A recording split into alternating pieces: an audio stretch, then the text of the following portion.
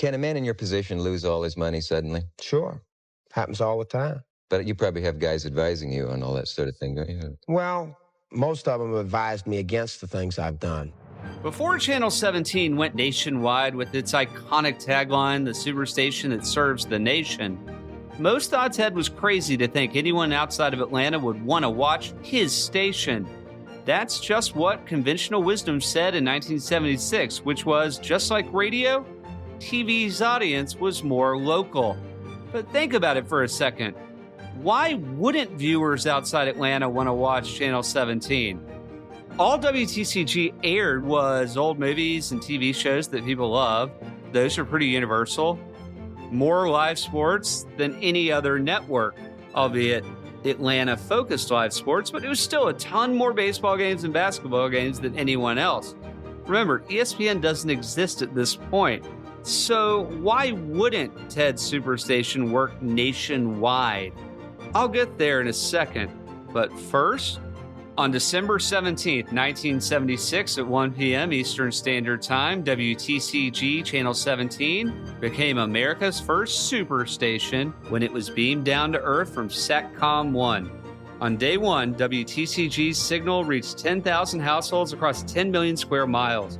Ted's Atlanta TV station was now a national network. Suddenly, viewers in places like Grand Island, Nebraska, Newport News, Virginia, and Newton, Kansas were tuning in to Channel 17, with more stations as far away as Alaska and Hawaii soon getting FCC approval to join Ted's cable revolution. And what were these brand new Superstation viewers watching at 1 p.m. that afternoon? The 1948 film Deep Waters, already in progress since it had started earlier in Atlanta, Georgia. Ted's satellite revolution was now televised. I'm Webb Barr, host of Media Moguls, and this is episode 5 of Media Moguls, the Ted Turner Saga. The Superstation serves the nation. When the legend becomes fact, print the legend. What we're doing right here on this spot is the greatest advance in television since television was invented. They're risk takers, rule breakers, and empire builders. These are the stories of the visionaries who transform media forever. Whatever I have is being put at risk on this project, and if it's not successful, I'll be looking for a job. Going to Bernard Shaw. Tear down this wall. From High Bar, this is Media Moguls. We won't be signing off until the world ends. We'll be on, we will cover it live. And what brought you to the Superstation idea, putting it on the satellite and getting... Well, the Federal Communications Commission has been encouraging, and I think rightly so, the growth of cable, because that represents the potential of 30 or 40 channels of entertainment and information instead of the 3 or 4 that there are now. And I thought that was a good thing, and I could see that was the way Washington was headed, so I figured I'd be in on the next technological wave that occurred in the telecommunications industry. And I studied real hard and worked nights and figured it all out before anybody else figured it out. Now, in the last episode, I broke down how satellites work and all the hurdles Ted had to clear just to get his station on the air. But what's interesting to me is how desensitized we are to new technology launches today. Think about it. Any of us can launch new tech products on AWS or Azure, distribute software to billions with Apple's App Store, or upload a video of anything to Instagram or YouTube in seconds. And advertising just takes a few clicks on Instagram or Google, right? It's pretty incredible. We really stand on the shoulder of giants today. So it's easy to forget just how hard things used to be. When Ted Turner Superstation went national in December 76, its success was anything but guaranteed.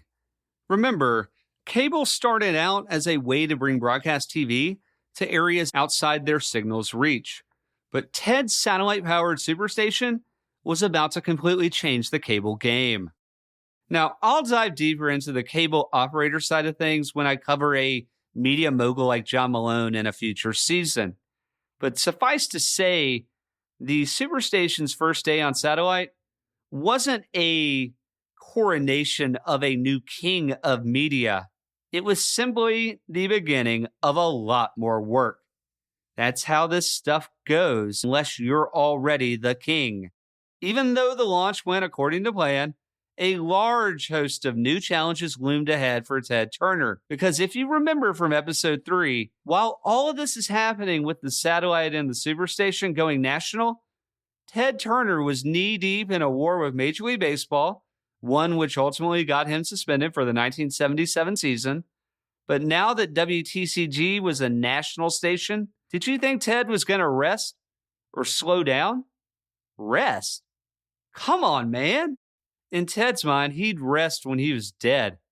Now, Ted had called his channel the Superstation early on, but let's be real. At first, it was hardly super. It was closer to what biographer Richard Hack called the little engine that could. You see, early on, even though WTCG was technically available nationwide, only a handful of cable systems had the right equipment to pick up its signal. Ted's bigger challenge was that most cable operators and viewers didn't even know his channel existed. But like any great flywheel, and trust me, cable is one of the greatest flywheels ever, the more must-see programming cable operators had to offer, the more subscribers they attracted, and the faster they grew. Makes sense. And it was already working. By April 1977, just 4 months after launching on satellite, Channel 17 had more than 500,000 viewers outside of Atlanta. And by the fall of 77, that number doubled. It was a good start, but not nearly enough. He needed to keep growing fast. Because the thing was, for Ted, going national wasn't about ego or competing with the networks. It was all about survival. It was survival at all costs. We don't have this kind of a startup situation these days because very few founders finance everything with their own money and take gigantic bets on technology that basically does not exist. But you have to understand, Ted needed millions of viewers in order to land big-time advertisers with their higher ad rates. Those were the stakes, ladies and gentlemen. Grow big or go broke. Now, you're probably wondering, with Ted's move to satellite and a much bigger potential audience, surely he planned to update or upgrade Channel 17's programming lineup. He'd probably spend more money on making original content just for the Superstation, right? I'm talking about his endless supply of old black and white movies and classic TV shows like Gilligan's Island and Leave It to Beaver, along with his exclusive rights to Atlanta Braves and Atlanta Hawks games. And surely Ted wouldn't keep airing his own version of the news at 3 a.m. just to fulfill the FCC's daily news requirement, would he? No, Ted would have to upgrade and air the news at the same time as the networks, right? He's national now. That's what he's going to do, isn't he? Not so much. When the Superstation went national, when it came to programming, it remained the same.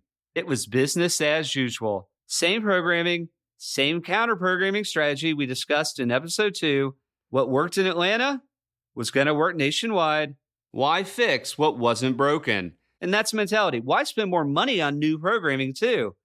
Ted explained counter-programming to Christian Williams, saying, quote, "It's that I give them a choice.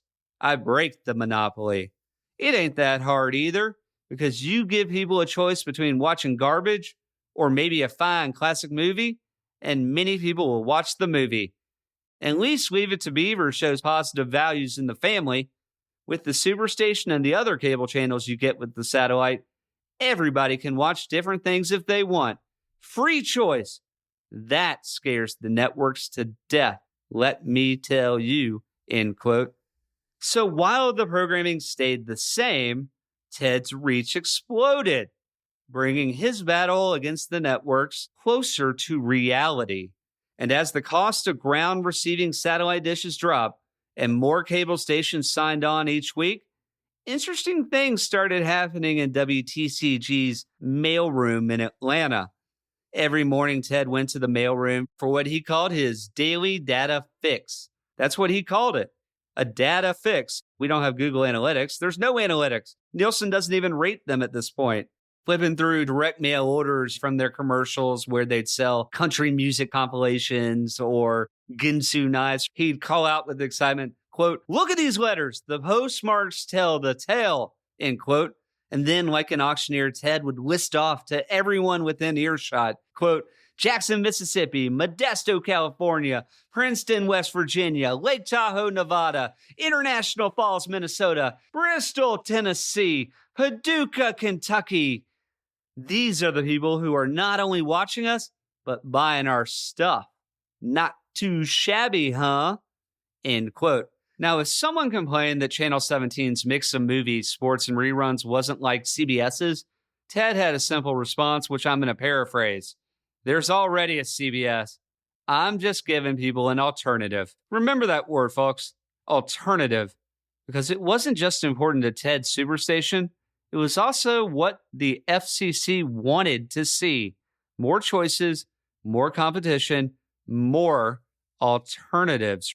Here's a clip of Ted describing how he programmed the Superstation to provide both an alternative and improve his case to the FCC.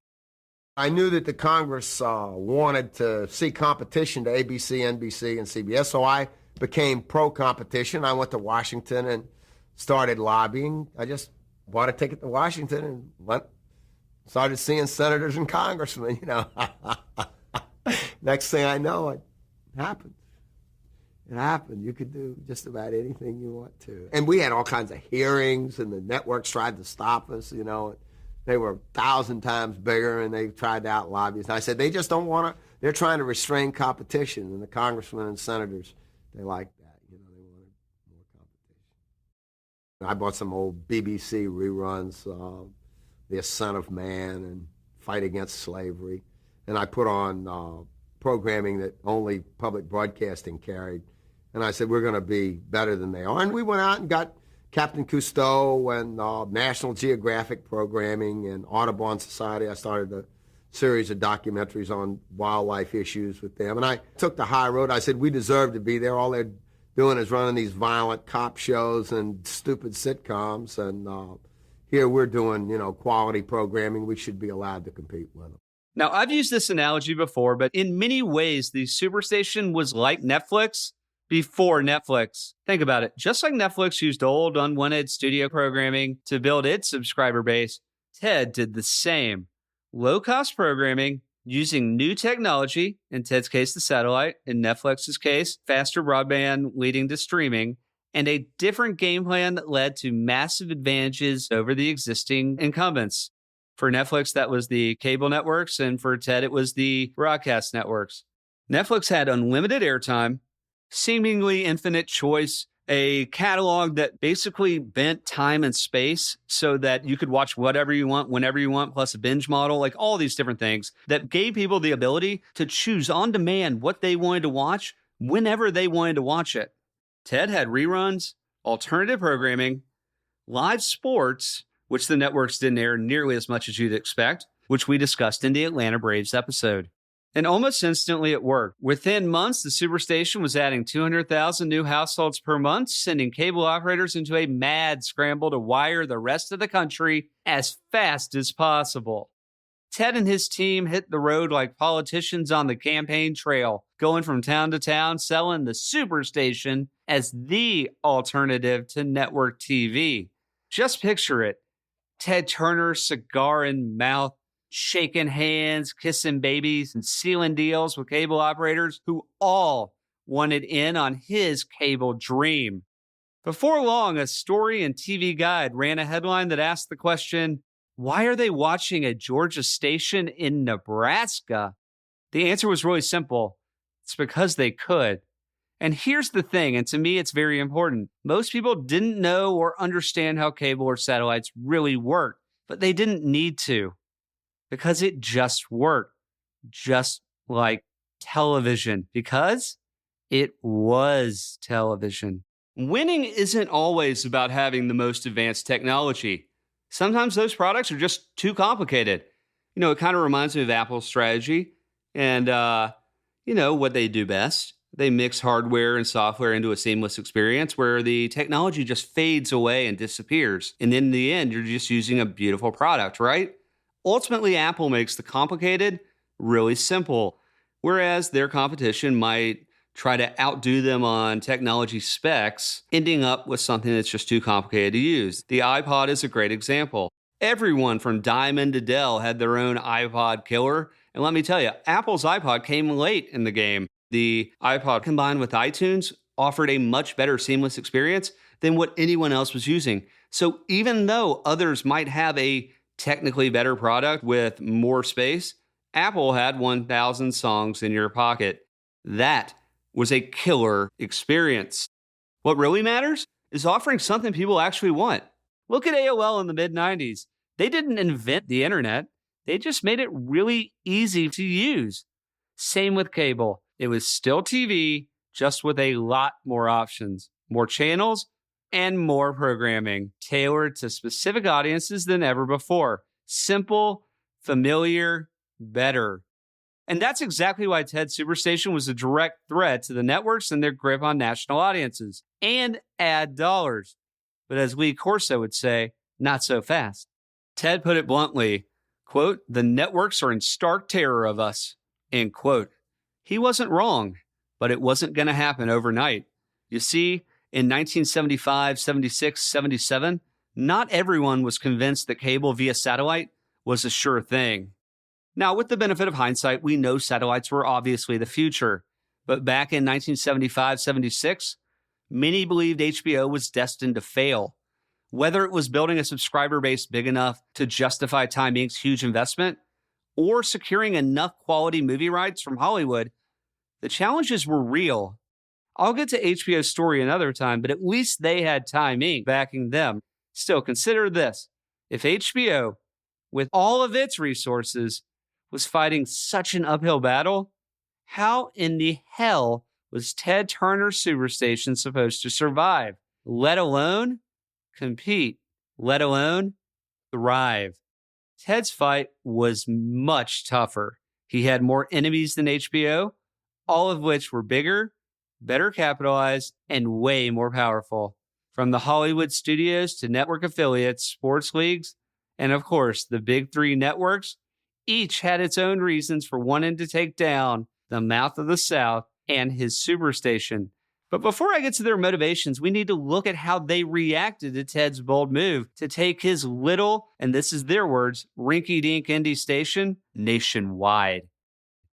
In 1977, over 70 million people were watching TV each night, with more than 15 million on cable. So it was only natural that the big three networks started to sense a real threat to their decades-long dominance. Cable was no longer just a way to bring network programming to out-of-reach Americans. No, with the arrival of Channel 17 and HBO, cable had become direct competition. The networks loved comparing cable operators like TCI and Cox to leeches, living off the programming they created and paid for, along with the Hollywood studios. In Mark Robichaux's biography on John Malone, Cable Cowboy, which is excellent, by the way, he quotes ABC chairman and CEO Leonard Goldenson, quote, "If cable wants to develop, let it develop on its own, with its own programming," end quote. I've got to say, he's got a good point. For decades, cable operators were pulling network signals from the sky and selling those same signals to their customers. The cable cowboys were kind of like pirates. Or is it more like Robin Hood? There is a difference between Robin Hood and a pirate. But rather than suing, the networks always took a different approach by opting to send an army of lobbyists to Washington, D.C., working together almost like a cartel to try to convince Congress that cable was both dangerous and unlawful. Sure, cable operators benefited from the network's signals, but the networks weren't exactly playing fair either. You see, the networks were known to stockpile programming to keep certain movies off HBO. They even bought the exclusive rights to some films they never planned to air. Basically, they were paying the Hollywood studios to keep their new movies off cable. That's not exactly fair competition, is it? Okay, next on the list of groups Ted was up against were the TV show owners, or syndicates. These were the folks who owned the rights to popular TV shows and licensed them to local TV stations across the country on a one-by-one basis. Ted had been competing with Atlanta's network affiliates, the affiliates of NBC, ABC, and CBS, since 1970, using a mixture of programming, lots of which he owned, and some that he licensed on the cheap. Nothing unusual, nothing shady, really smart business, providing an alternative.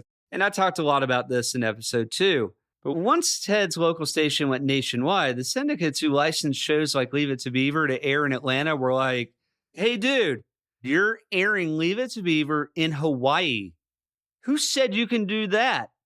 Remember, before satellites let stations like Ted's go national, shows like Gilligan's Island were licensed to local stations across the country on a station-by-station basis based on geography. Now, for syndicates who were the show's owners and often the show's producers, like an Aaron Spelling, the real money was not in the show's run on network TV. That mostly benefited the networks. Instead, their real payday came later in syndication, when a show's owner could license their show catalog to local affiliates across the country once it reached around 100 or so episodes. This is why shows like Law & Order, Seinfeld, and Friends are worth so much money. We don't make that many episodes these days. Most shows today are lucky if they ever get to 20 episodes. But back in the day, we used to make 25 episodes each season. When Ted's Superstation went national, syndicate owners were furious, and rightfully so. They were used to getting paid market by market for their shows. But with the satellite, Ted paid just once, and his channel's programming, which was often their programming, reached the entire country.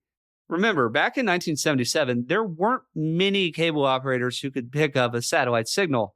But if more adopted ground stations, or if more entrepreneurs launched their own superstations like Ted's, the syndicates feared that their entire business model of licensing their programming on a station-by-station basis would collapse. And their frustration, and really their anger, made a lot of sense. Because if cable got big enough, it was going to destroy their golden goose, or force them to reinvent the syndication system. Normally, that's the kind of thing that has to happen. You have to just reinvent yourself or your model, or else you go the way of the dodo. And it wasn't just the syndication show owners who noticed Ted was paying local prices once before airing their programs nationwide. The sports leagues did too, saying, quote, Turner, your franchise is the Southeast. You can't just show your teams any old place you want. You're horning in on the other owner's territory, and it's against the law, end quote. We'll see about that. Not only that, they argued Ted's national broadcasts were devaluing their product, hurting future national TV rights deals, and even impacting in-game attendance. Remember, most of the money made by the owners at this point in baseball was coming from attendance. Of course, with hindsight, we know that Ted was way ahead of his time, right? He was skating to where the puck was gonna be. Because we know that TV rights are where sports leagues actually make their real money. And the leagues were very wrong in the mid-1970s about all of this. But they were also frustrated by the satellite for sure, because it forced them to rethink their entire business model, right? Are you sensing a theme here? Now, at the end of the third episode, I quoted Ted explaining how he beat everyone by taking the Braves and Hawks national, saying, quote, what they can't stand is that my teams are going out on my television stations everywhere, not just in the network package deal they set up for themselves, and there's not a thing they can do about it. They thought I was a dumb, rich sucker who stepped up with $10 million to buy a losing franchise with only 1/10 of the people to draw on as the big cities. But I'm giving Atlanta to the nation, to the world.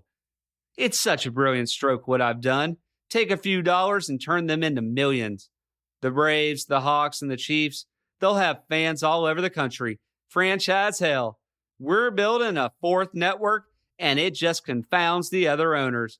You should hear the heated debates at league meetings, people almost screaming at each other. And I just sit there quietly, trying not to break out laughing.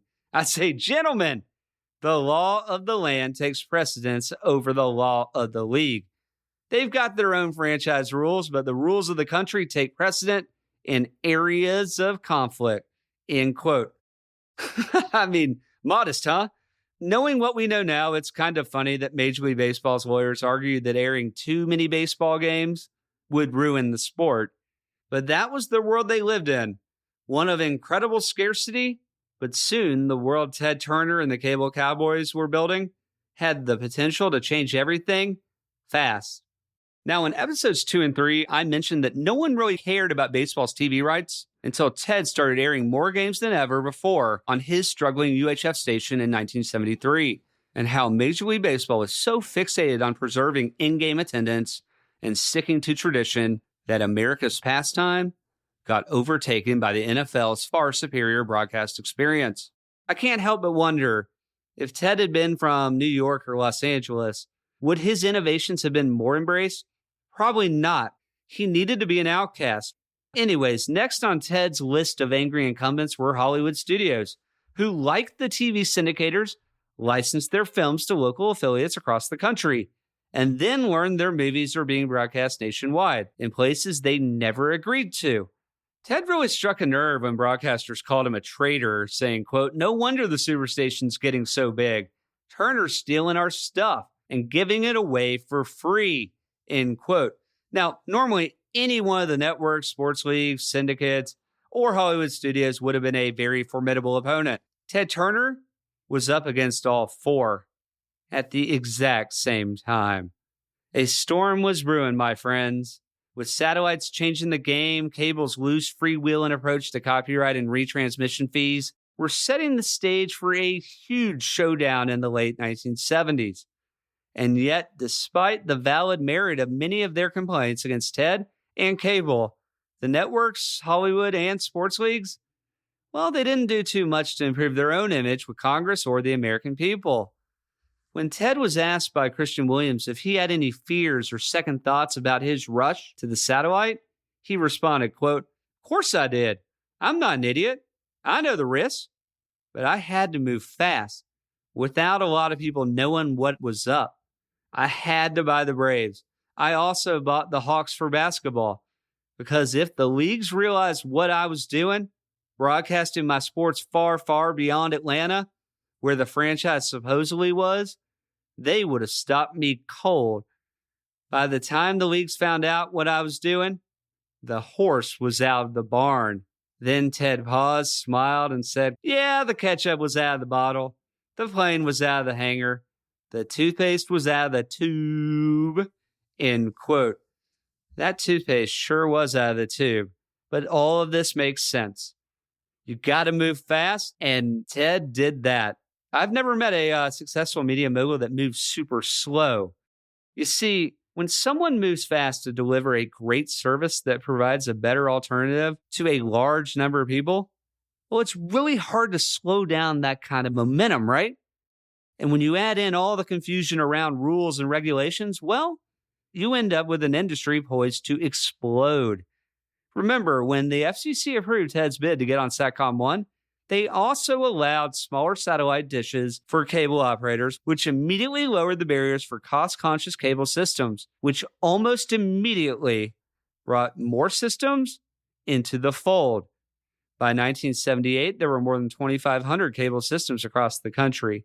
With each new system, folks with big dreams and enough cash could launch niche channels. Network competition be damned. Remember, Americans were starving for more programming. And who's going to provide that to them? The networks? Come on. No way. It was always cable. In 1978, cable was in 14 million American homes, which was about 19% of total households. Yet, there were still only 8 cable networks. But that number was about to explode. Take ESPN, for example, which launched with limited sports expertise or even plans to do sports outside of Connecticut. But when they realized that the satellite's cost structure made going national not only possible, but actually cheaper than staying regional, well, it was a no-brainer. The revolution was going to be televised, right? Soon the floodgates would open with channels like Showtime, C-SPAN, Nickelodeon, and ESPN, all launching before 1980. What a time. Now, from the beginning of television, network executives knew that come primetime hours, about a third of Americans would be watching no matter what they aired. Their challenge wasn't making quality programs. They were good, but really just keeping up with the other two networks. That's how dominant these guys were. Innovation? Come on. Incentives? Hardly. You see, it didn't matter how great their shows were, because with 60 to 70 million viewers tuning in at one time, they were raking in huge ad revenues regardless. I'm talking about hundreds of thousands of dollars every minute. Now, Ted thrived on taking on competitors he thought were stuck in the past, like the networks, especially since he knew the networks would never respond. There's no upside for them to respond to some crazy cable guy in the South. But here's what Ted told Christian Williams, quote, "What we've got here is a case of suppression of competition. The three networks are exactly alike. You couldn't tell them apart with a magnifying glass. The audiences know that, but after complaining bitterly about the garbage that's on, what can they do? Nobody admits it, but TV is really important in people's lives. For most people, it used to be God, but television screwed that up." Ted continued, "I'm not a religious man. At least I don't go to church much. But let me tell you, the networks haven't worked out too good when it comes to being gods. When everybody sat down to listen, the networks preached to them Gilligan's Island and Fruit Loops, and they get converts at the age of 6. Instead of taking the opportunity to enlighten us, the networks decided instead to wring every dollar from us they could. What they found was that you could make the most money by getting as many viewers as possible and then selling them to advertisers at a cost per thousand. People don't realize that it's viewers who are sold, not products. Talk about trading your birthright for a bowl of porridge. The networks sold humanity down the road for the Gong Show. So we've got the Newlywed Game and Love Boat. Shows that are so terrible they intentionally give them names like that. These are unshows, like Uncola, deliberately worse than the garbage they imitate. And it's hard to be worse than those other shows. So the unshows are a big success. They're a great accomplishment." End quote. And you wish media executives would talk this way now and go after their competition, but at least spew some truth. When there's only 3 networks, it kills all innovation. It kills all desire to do anything but print more money. And I get it. But when someone leaves NBC in 1972, do you think they're going to work for Walmart? No, they're going to work for CBS or ABC. And the way Ted phrases everything is so astute and smart, but also it's very common man. Easy to follow and really spot on, at least from his point of view. Yeah, there's 3 networks, but 3 options is hardly competitive. It's not a diverse marketplace, right? Now, on the flip side, Ted's Superstation was giving audiences something different, an alternative to the networks. That's what he wanted to do in Atlanta with WTCG, and that's what he wanted to do nationwide. And even though his programming stayed the same after going national, viewers in places like Alaska and Iowa saw Channel 17 as something new and exciting. I think it's worth explaining just how different the Superstation's daily programming was from the networks. Remember, back then, the networks all followed the same basic schedule. Morning shows, local news, soap operas, more local news, national news, primetime television, late night TV. Then they'd sign off for a few hours, play America's Star Spangled Banner, Wake Up America, and do it again. Pretty much the exact same thing they do today. Meanwhile, in late 1976, right after launching on the satellite, the Superstation schedule looked a lot different. I'm going to walk you through it, starting at 8 in the morning, okay? 8 to 10, Cartoon Cavalcade. 10:30, Steve Allen. 11, The Little Rascals. 11:30, Lassie. 12, The Flintstones. 12:30, America's favorite talking horse, Mr. Ed. 1, The Munsters. Movies were saved for the evenings when the Atlanta Braves, now called America's Team, and the Atlanta Hawks were not playing. News continued to be aired at 3 in the morning with Bill Tush. From around the world and up your own backyard, here's the news, the sports, the weather, and all the other important stuff you need to know. Now, with all the news, sports, weather, and all the stuff you need to know, here's little Billy Tush. Well, hi, kids, and welcome aboard for another fun newscast this morning. How you doing? I hope you had a good weekend and a good Thanksgiving. I, of course, took a couple of days off, was up in my old hometown of Pittsburgh there, and had the opportunity to be in a bar when a Steeler game was on yesterday, and it was a zoo, I mean to tell you. They still make beer cans out of steel up there. The weather clear and cool tonight with a low around 30. It'll be sunny and cool on Tuesday with a high in the mid-50s. Then fair Tuesday night and Wednesday. No comparison, right? Oil and water. Ted wasn't just offering something different. He was giving millions of Americans a sort of comfort food via his older, proven black and white TV shows. When asked about ABC's programming lineup, Ted said, quote, "The whole lineup on ABC tonight is so bad I couldn't believe it. I saw the ads. They're presenting a 2-hour show in which a school bus is attacked by truck drivers who have gone crazy, and somehow or other there are girls wearing bikinis all over the place. They're probably going to get a significant rating with that show because there's not going to be anything different on CBS and NBC.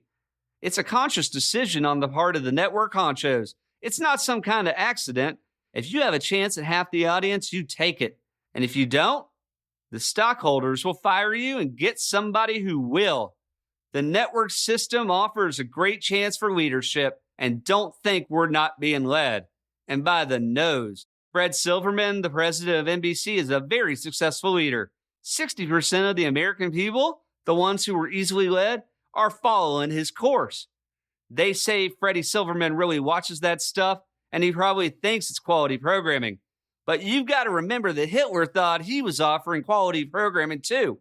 So did Napoleon, end quote. So it's a very conscious decision for Ted to go after the networks and the press, telling anybody that they're offering this beneath America quality programming. It's really smart too, because anytime he attacks the networks, who covers it? The networks. They cover it on the news. So just keep that in mind that a lot of this is intentional. Sometimes you have to build up an enemy so that your fan base knows who you are and who you're not. Now, just 6 months after its satellite launch, the Superstation was adding more than 250,000 households each month. And while Ted embraced his folk hero status in Atlanta and the South and was gaining more national attention by the week thanks to his Superstation and his sailing prowess, remember, he's going to be on Sports Illustrated's cover in the summer of 1977.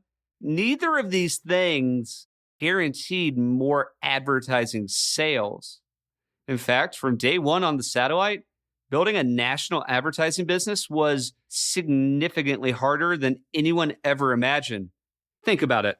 Just because Ted was airing old TV shows, movies, and Braves games 24/7 across the country didn't mean advertisers were lining up like they did for the networks. Just because you have an interesting national product doesn't mean that advertisers are going to pay for that audience. It really needs to be big enough. They need reach, not just in terms of square miles. They need eyeballs, the right eyeballs, mind you, especially on cable. So Ted needed a much bigger audience, and he needed to sell. Because remember, TBS was completely ad-supported. He has not given any of the cable providers a carriage fee, so that's $0 coming from cable. CNN would be a very different story, but we'll get to that in the next episode. Fortunately for Ted Turner, he was a god at sales. Ted said, quote, "One reason that I was able to buy good programming for my little TV station was that I used to entertain the salesmen myself. I took them to baseball games. I had them over to my house, and sometimes they stayed for the night, and I was the top guy. Normally, the program purchases are handled by a guy making $20,000 a year who's a real sourpuss. He likes to be taken out by the salesmen who always pick up the tab, whereas I would fight them for the tab. I used to astound them because here they had the expense account, but I insisted on paying. They assumed they would be doing the selling," end quote. Ladies and gentlemen, that is how sales is done. Not self-service APIs or online portals. No, it's building relationships, treating people right, and building trust. It's about adding value over the long term. Now, after launching on the satellite and boldly declaring his mission to, quote, "improve the quality of TV," end quote, Word spread fast that the networks might finally have a little competition from Ted Turner's Superstation.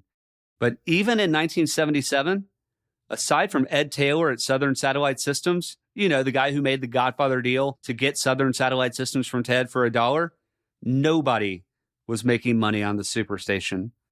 And even as viewers across the country were discovering the channel, advertisers avoided it like the plague. Years later, Ted described how difficult it was to get advertisers early on. Did you get advertisers right away? No. No, they laughed. I mean, it took years to get advertisers. The only kind of advertisers we could get at the beginning were direct response advertisers, you know, where you send in $9.95 and get a tape. Because that way people around the country that were watching it in Valdez, Alaska, they could order something, and there were no stores in Valdez, Alaska, so we got a lot of orders from there. They were oil field workers. They made good money, too. And what I did, we got trays of mail. So we were selling records and super glue and Vegematic and Chop-O-Matic and Ginsu knives and stuff like that. And I was the manager still of the station. There were no ratings. I couldn't get any Nielsen ratings, and we weren't in that many homes. We were just in a few million homes, or 100,000 to start with. You see, 1977 was a different world. There were no Nielsen ratings for cable networks, so no matter how wide your distribution or how unique your programming, big national advertisers like Procter & Gamble or Coca-Cola just weren't going to sign on. It wasn't going to happen. And it wasn't some conspiracy. In fact, it was very simple. Advertisers needed proof that networks like Ted's were actually reaching big audiences.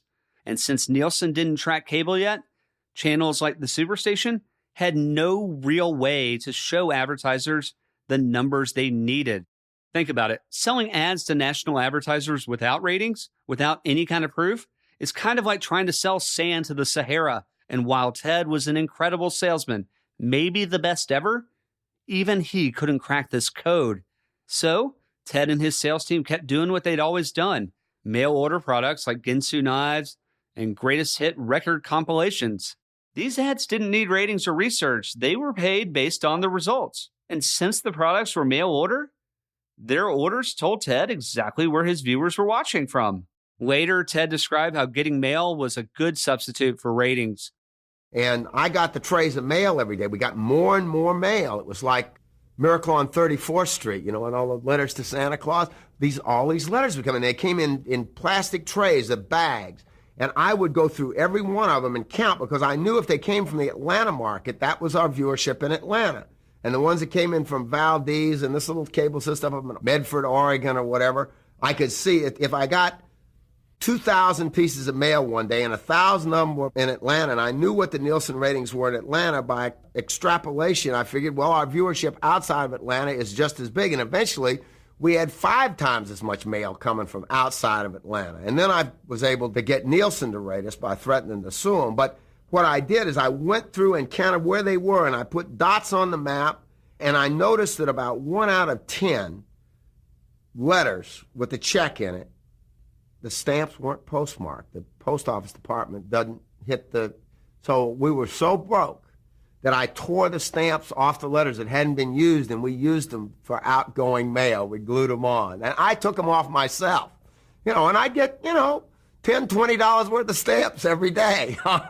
So I was making some money. In my opinion, most media executives dealing with no ratings, rising costs, intense competition would have given up. But not Ted Turner. With Ted, the bigger the odds, the harder he tried. Remember, at the same time the Superstation went national, Ted was also fighting Major League Baseball over his suspension, all while preparing to compete in America's Cup that was happening in the summer of '77. To say he had 99 problems was an understatement, but yet he kept going. He did not complain, but if he wanted to complain, he would go to the press, because it was us versus them, and Ted knew how to create an enemy and bolster his own folk hero status. But it makes me wonder, Ted's doing all these things. What could you get done in just a few years if you went all in? No excuses, just said, screw it, I am going to build what I want to build. Damn the torpedoes, we're going to do it. Let me know. Shoot me a DM or email. Maybe we'll do a mailbag episode.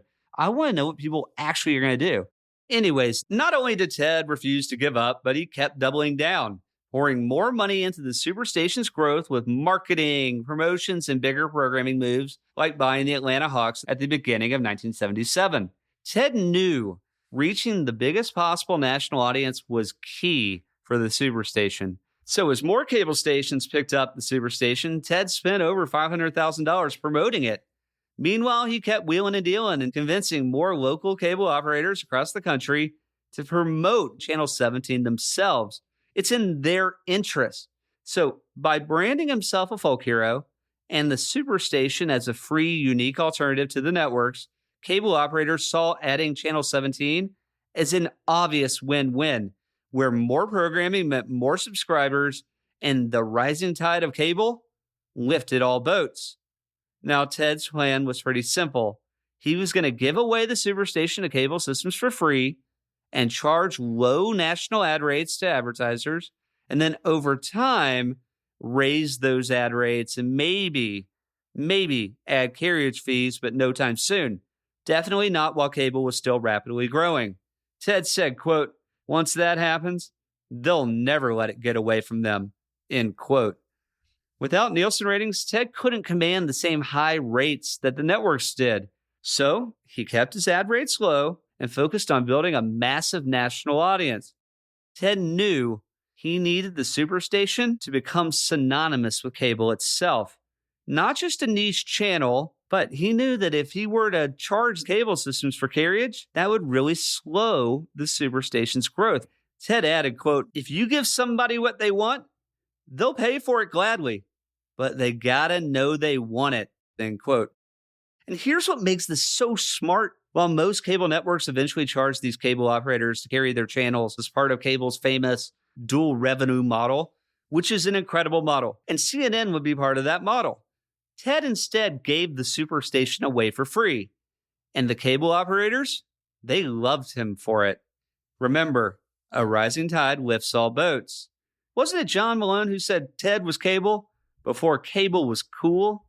Now, of course, his strategy required a ton of patience, grit, and a long-term focus. Risks that only a founder or owner-operator could really take on without worrying about boards or institutional investors or shareholders, right?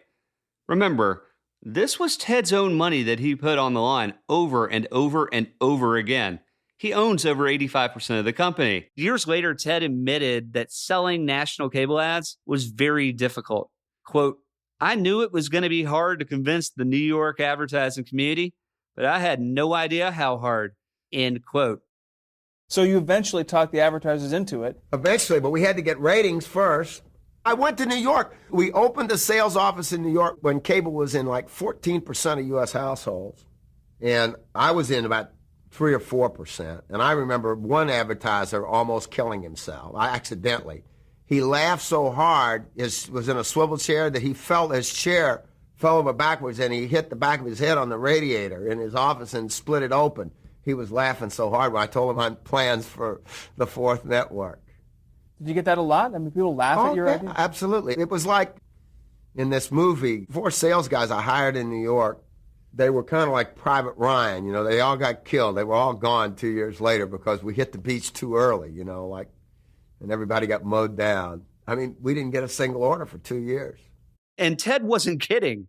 Of the 8 national sales executives he hired in 1977, only 4 lasted the year, so that's 50%.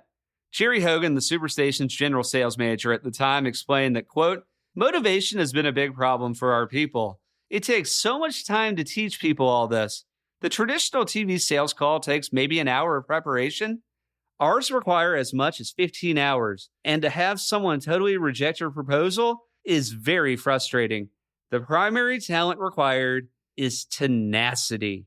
Hogan added, "Many of our orders are the result of 6, 8, 10 calls over the span of 2 or 3 or 4 months, end quote. Think about that. Spending months just to land a single sale. Well, lead times like that require true belief, right? Now, do you want a passer in the night selling your product or a true believer? I want a true believer." When Ted set up WTCG's national sales department in 77, he didn't hire the usual suspects who got jobs at the networks. No, he chose to hire the 10 most aggressive, most tenacious salesman he could find. Experience and intellect did not matter. He wanted pure tenacity. It was classic Ted, zigging while everyone else zagged. He wanted people who would never stop. He wanted people who were absolutely relentless about landing the deal. Jerry Hogan added, quote, Ted knows exactly what he wants us to do, but it's more work than some are willing to put in, end quote. To those failed sales executives, it was just a job.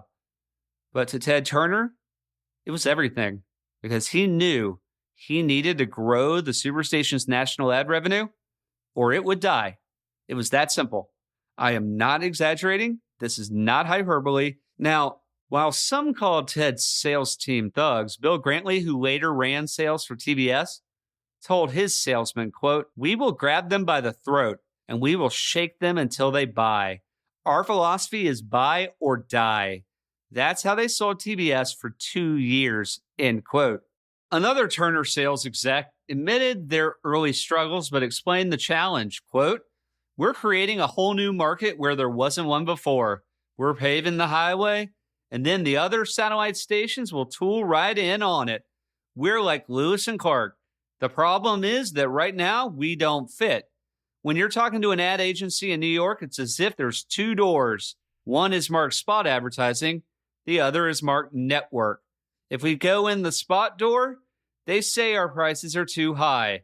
If we go in the network door, they say, if you don't have the potential to reach 80 or 85% of the audience, you're not a network. What we're trying to do is use a chainsaw to cut ourselves a new door, end quote. Ted Turner was that chainsaw. Now, I've worked at a few startups, and one of my favorite sayings is pretty true. You are building the plane while you're flying it. It's hard to create a market where one does not exist, or you don't have the appropriate data yet. It's hard to sell air.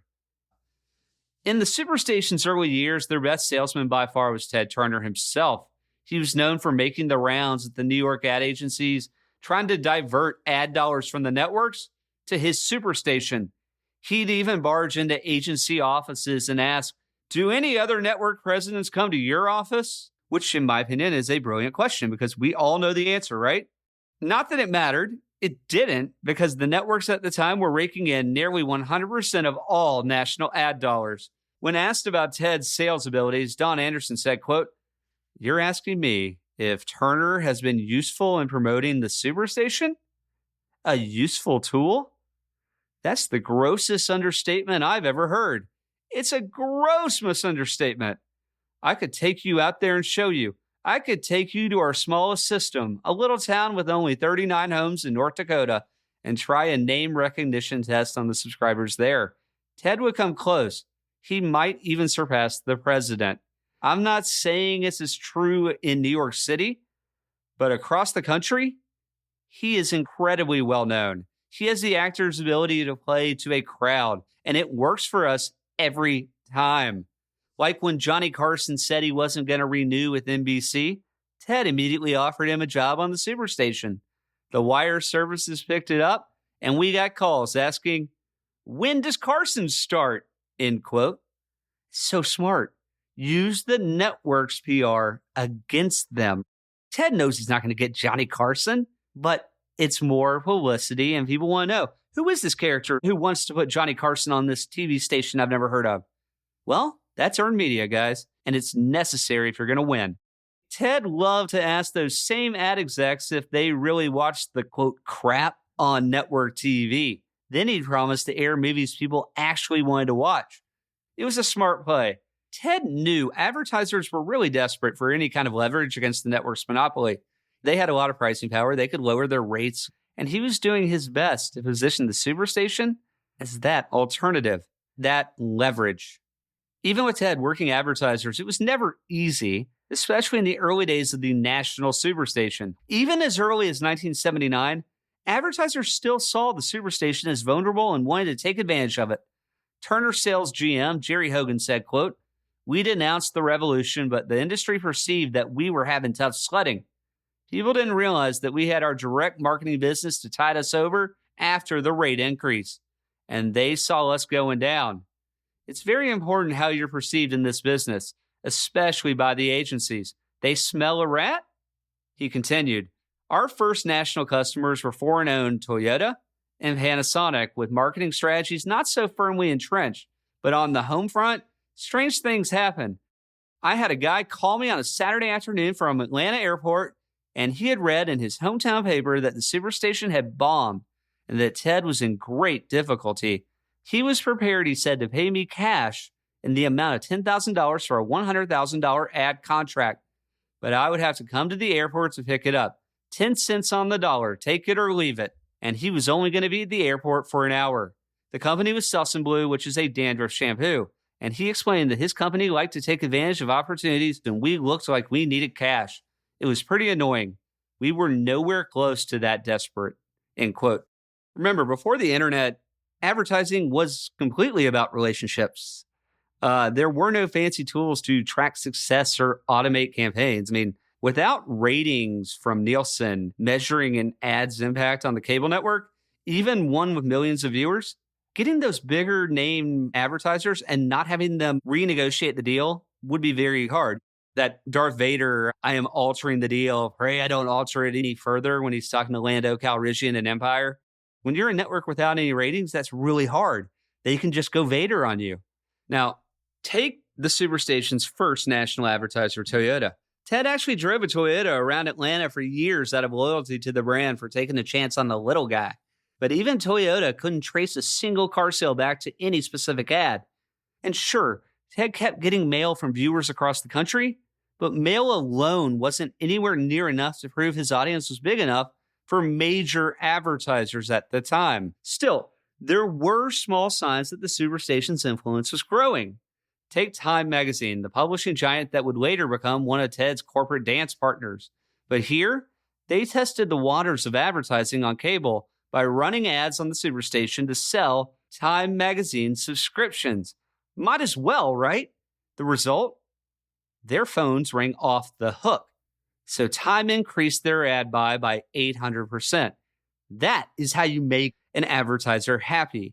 Time's ad buy was proof that cable could deliver results, but selling ads on the Superstation was still an uphill battle.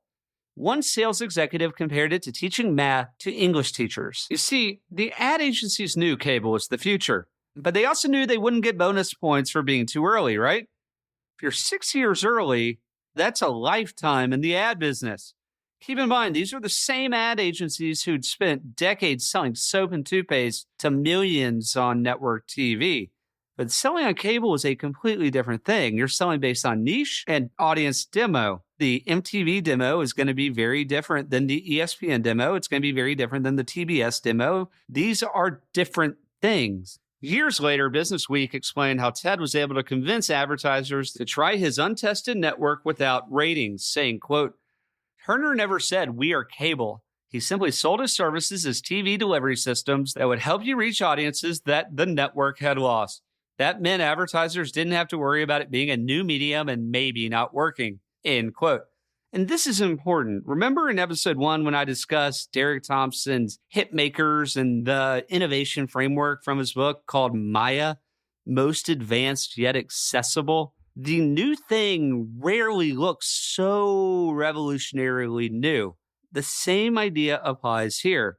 Just like how TV's transition from radio kept the familiar network distribution structure intact, Ted sold cable and his Superstation without ever talking about the technology.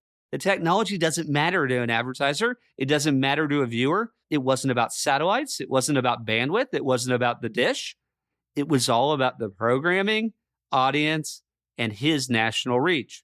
In other words, it was still TV, but with more options. By the end of 1979, the Superstation had more than 150 national advertisers, all thanks to Ted Turner's relentless tenacity and belief in what cable could become. Now, in early 1979, Ted finally got the call letters he'd wanted since day one in 1970, WTBS. Short for Turner Broadcasting System, after he struck a deal with MIT's WTBS radio station for $50,000. Here's a clip of Ted describing finally getting the WTBS call letters.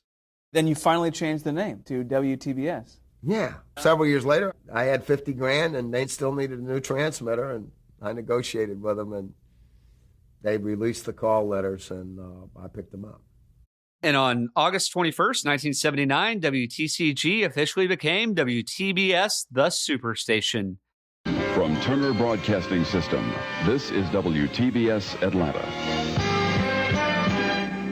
So from here on out, I'm going to call it TBS or the Superstation or Superstation TBS. Cool? Cool. WTCG will be about anything before August 79. Now, of course, Ted continued to have skeptics. This time they joked that his new call letters didn't stand for Turner Broadcasting System, but watch Ted's boat sink. But what have we learned so far in this show? Doubt Ted Turner at your own peril. Back in 2001, in a conversation at the Syndio Institute, cable cowboy John Malone explained the late 1970s cable market with fellow cable cowboy Trig Marin. Things were very tight, and the industry really didn't have a lot of programming to promote. The broadcasters, to a large degree, controlled the regulatory process and had the cable industry bottled up. Right. We had very little flexibility in terms of programming. So that was kind of where the industry was. For TCI and to some degree the industry, things started to get a little bit better when HBO came on the scene. And really the thing that turned the industry was the combination of HBO and the geostationary satellite and the FCC being willing to allow smaller satellite receivers. Right. That all of those hit almost simultaneously, and then Ted was able to put TBS up on the satellite. Yep. And so for the first time the industry had programming beyond broadcast retransmission that was meaningful.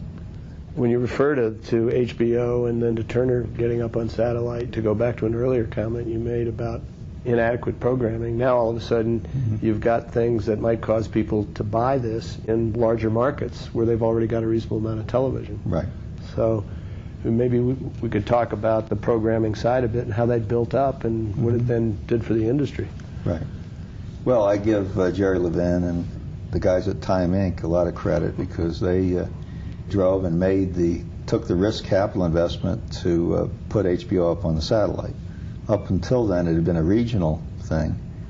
And in fact, we had owned a regional pay TV operation, which we sold to HBO. Mm-hmm. And then a little later than that, Showtime came along and got founded. But for once cable had reached critical mass, to have enough potential customers that those kinds of programming investments made sense.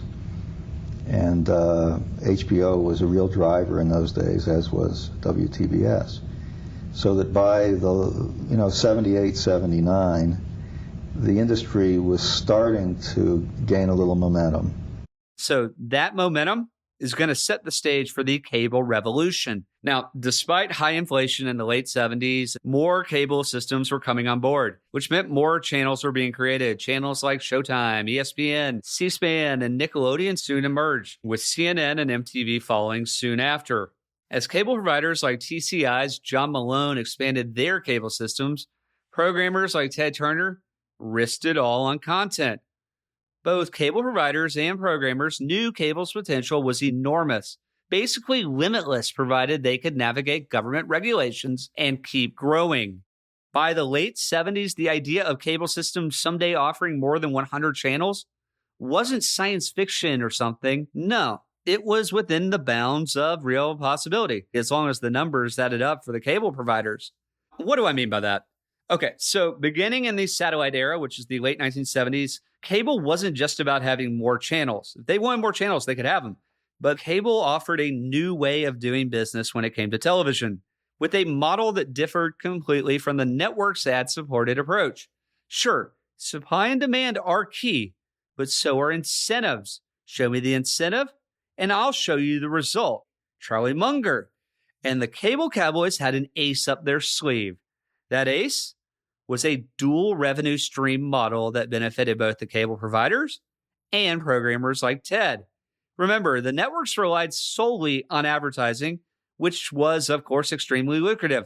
They're selling almost 100% of the American audience. So, of course, they can dictate the terms. When you have that big of an audience share, you can do that. And sure, they dabbled in cable investments here and there, but they didn't really think outside the box too much. And why would they? They basically had monopolies, right? Now, it makes sense for Time Inc. to do it because Time Inc.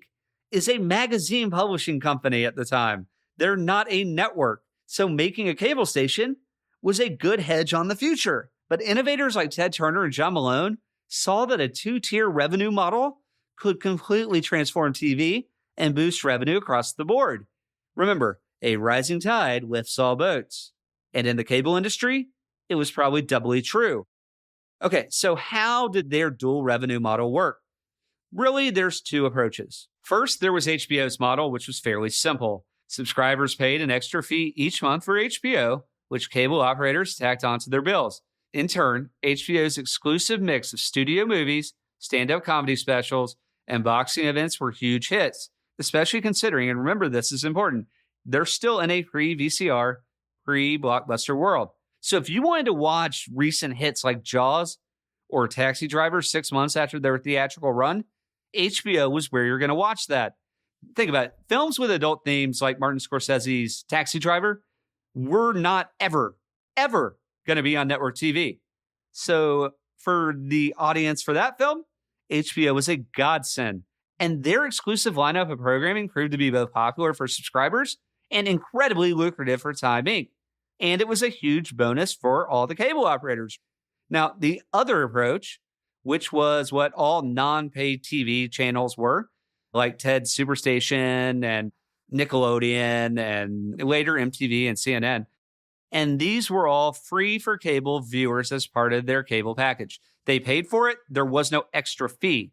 Now, Ted's Superstation's a bit different because he made all of his money on advertising because he gave it to all the cable operators. But he could have charged each cable operator a monthly fee per subscriber. He didn't because he wanted TBS to grow and get on as many cable systems as possible so he could have the fourth network potentially. So he gave it away for free. This strategy made it much easier for the Superstation to go nationwide when there were fewer cable systems and viewers. And cable via satellite was still in its more nascent days. Still, the real game changer for this model is the carriage fee. And I'm sure you're wondering what a carriage fee is. It's pretty simple. Let's say I'm running a cable station. Let's just say it's Webb's cable station. I could do what Ted's doing and give it to the cable systems for free. And, they all want it because it's free. Or I could charge each cable system a small fee, say 15, 20 cents per subscriber per month, to carry it on their system for their subscribers. This fee increases the buy-in for both sides.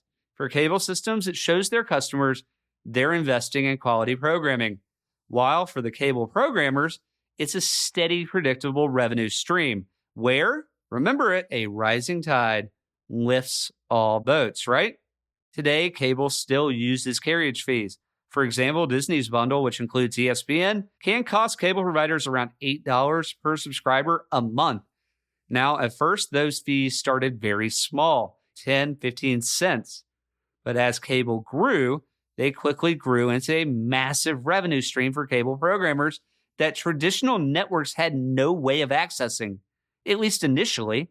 Now, when I say everyone benefited from cable's dual-tier revenue system except for the networks, I am including the Hollywood studios, who, despite their frustrations with HBO, they hated it, made hundreds of millions of dollars, if not more, by licensing their movies to HBO. They hated it, but they did it anyway.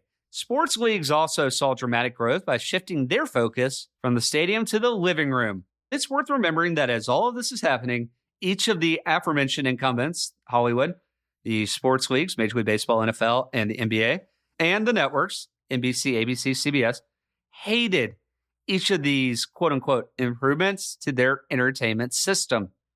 Now, I can talk about how cable was the next big thing for hours, but we need to remember, despite Ted's Superstation getting onto satellite and going national, it's not like he was making hundreds of millions of dollars then. But the networks were. The gap between cable and broadcast TV wasn't just about ad dollars. It was cultural. For decades, the same three networks controlled television and became a key part of American life. Families woke up to the Today Show. They fell asleep to Johnny Carson. That was also intentional. And so you'd have Johnny Carson, people would leave on the TV, they wake up, oh, Today Show's on, not changing the channel. TV was a shared experience delivered by three networks that operated like a monopoly, cartel, whatever you want to call it. It's interesting. You could argue in the mid to late 1970s, the networks are probably at their peak powers in terms of dominance, influence, and control of advertising dollars. But it's also the point where, for the very first time ever, from radio and television, that they had real competition. And cable was different. So how did cable pull this off? How did they rise? Not by emulating broadcast TV, right? But by offering something different that still worked on TVs and looked like TVs. And well, it was TV. Suddenly, instead of picking from three networks, one-size-fits-all type of programming, cable delivered shows tailored to specific audiences. Nickelodeon for kids, C-SPAN for political junkies. By 1981, teens got their MTV. This shift from broadcasting to narrowcasting was what really cracked the network's dominance. And in the battle for viewers' attention, cable had a major trump card. They were offering viewers real freedom of choice. Imagine being in 1978 and you don't know all this is happening, but then you hear about it. Oh my God. Cable wasn't just pulling viewers from the networks. It was opening national TV advertising to smaller businesses, kind of like how Instagram did it. Remember, before cable, only big brands could afford network TV ads, which were insanely expensive because of, scarcity, supply and demand. There's only three networks, and primetime TV, that's hundreds of thousands of dollars per minute. But those ads and those businesses were also aimed at very big, broad audiences. We're talking Coca-Cola, Procter & Gamble, stuff that everybody basically needs. Cable changes the calculus of this game by allowing smaller companies to target niche audiences for less money, often with much better results. So toy companies can market to kids on Nickelodeon. The result? TV was becoming more of a meritocracy, where quality content that resonated with a specific audience could actually thrive. But let's not get it twisted. The networks were still making insane amounts of money. In 1977, network sales hit $3.6 billion, a 21% jump from the year before. And international program sales, where they licensed their programming internationally, well, it was up $100 million in just 2 years, from $180 million in 76 to $240 million in 77. And by 1978, they were making $280 million a year, all just from reselling their shows abroad. I don't know if you remember this, but for many years, the internet loomed over the newspapers and magazines before finally actually changing everything. Cable brought both excitement to disruptors and unease to the networks, who could feel cable kind of breathing down their necks like a dragon in Game of Thrones, even as they were enjoying more power than ever before. What's that saying I said at the very beginning of episode 1? The Hemingway line, things happen slowly, then all at once.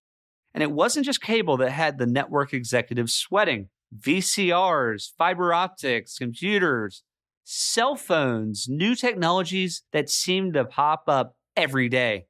And while Time Inc. had taken a huge risk on HBO, which I think is pretty underrated actually, most network executives didn't even try. And why would they? Their ad revenues were still huge, and disruption back then moved much slower. They figured their broadcasting monopolies would basically just last forever. And if it didn't, they'd just buy their competition, right? But that's not how this stuff works. If it were, then Google would be crushing the AI product game right now.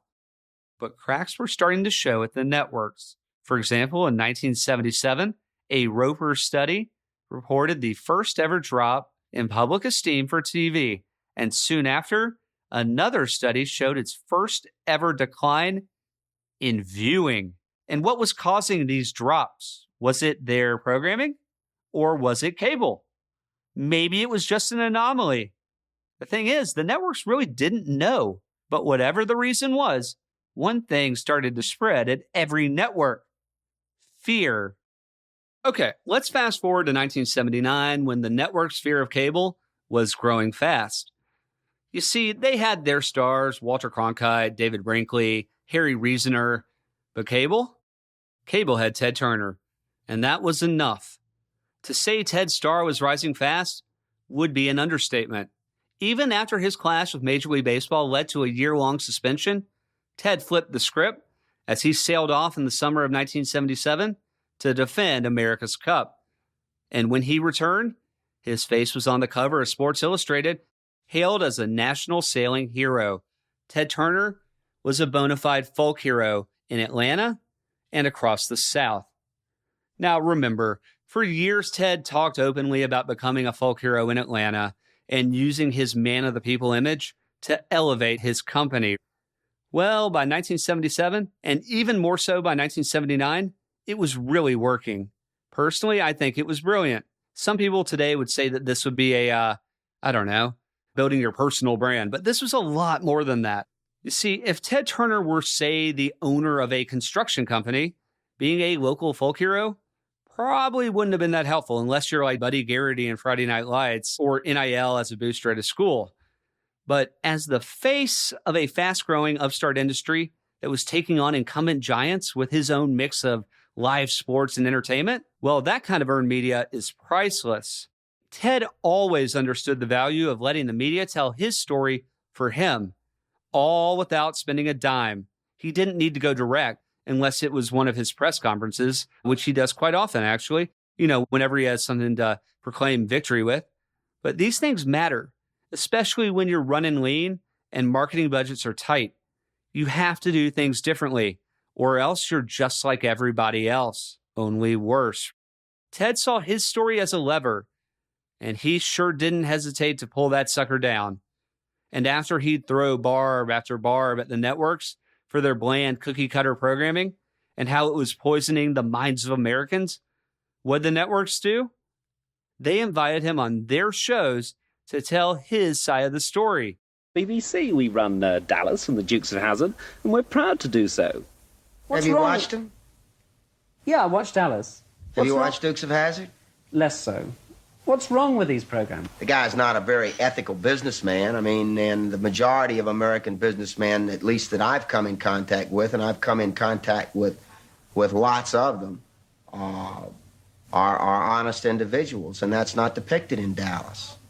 And the Dukes of Hazzard glamorizes reckless driving and disrespect for the law, and with good reason, because the law in that program are corrupt and bumbling idiots. It's not a good thing for young people to see.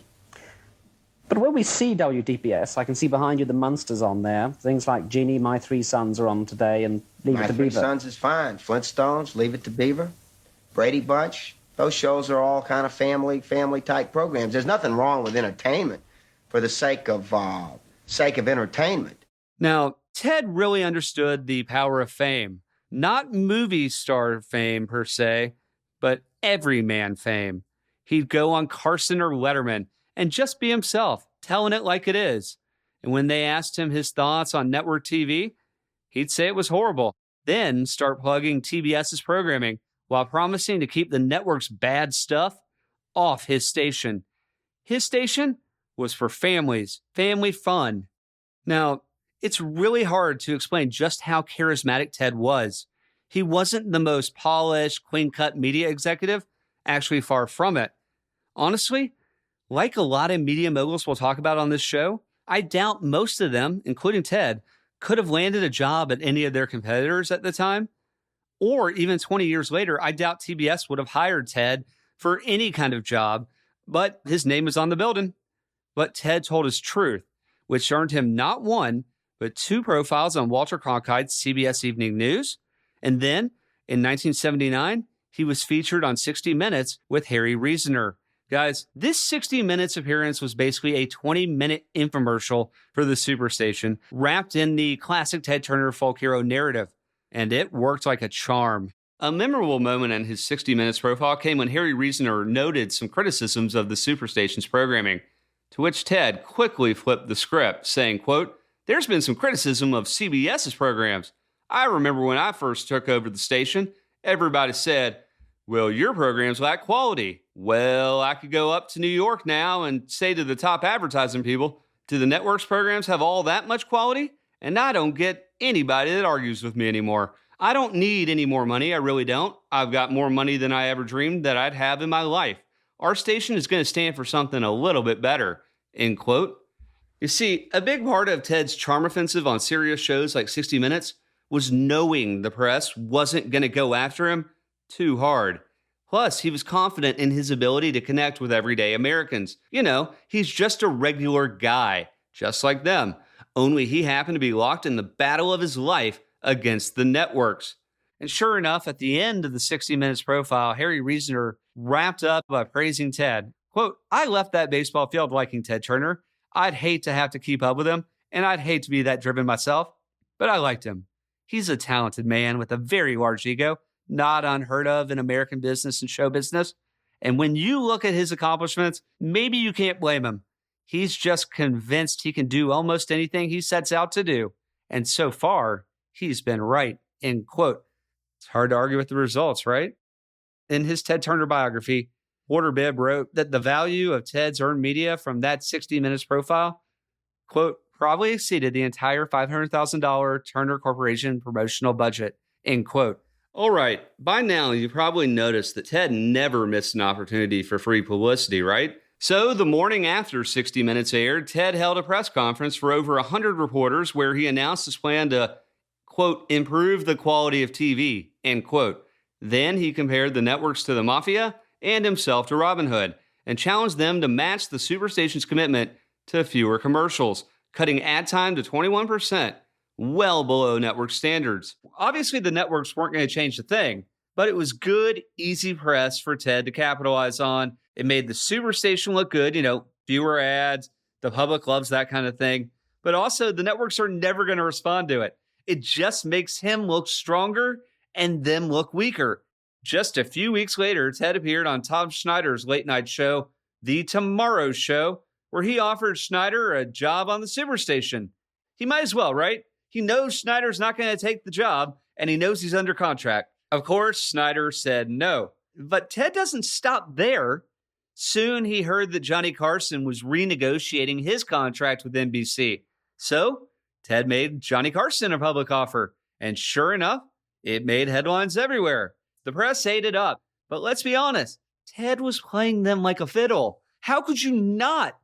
And yes, these stunts were calculated, but they were also pretty necessary for Ted. He knew he needed all the goodwill and publicity he could get, whether with regulators in D.C. or viewers across the country, because it would be invaluable later on. Now, a few minutes ago, I mentioned Ted's list of enemies. The networks and their affiliates, syndicated TV owners, sports leagues, and the Hollywood studios. And they were all starting to notice where cable was heading. And understandably, they didn't like it. But let's think about everything from their perspective for a second, okay? Now, some of the shows and movies Ted aired were originally licensed just for the Atlanta market, not for the entire country. So when he beamed their content nationwide via satellite, of course they were irritated. At first, the numbers were small enough to just shrug off. But as cable kept growing, so did their anger. Annoyance turned into full-blown fury. It's kind of like when Napster launched and, well, this might be good marketing for us. No, they're stealing everything. We gotta shut them down. Now, shutting them down was a problem because people love Napster. What would you do if you shut down cable, though, in 1979? Exactly. This is classic disruption. It's kind of like Uber disrupting taxis by letting anyone become a cab driver, or Airbnb taking on hotels by turning spare bedrooms into rentals. Robert Russler, then president of CBS Sports and a future Turner executive, said the networks viewed TBS as the super scam.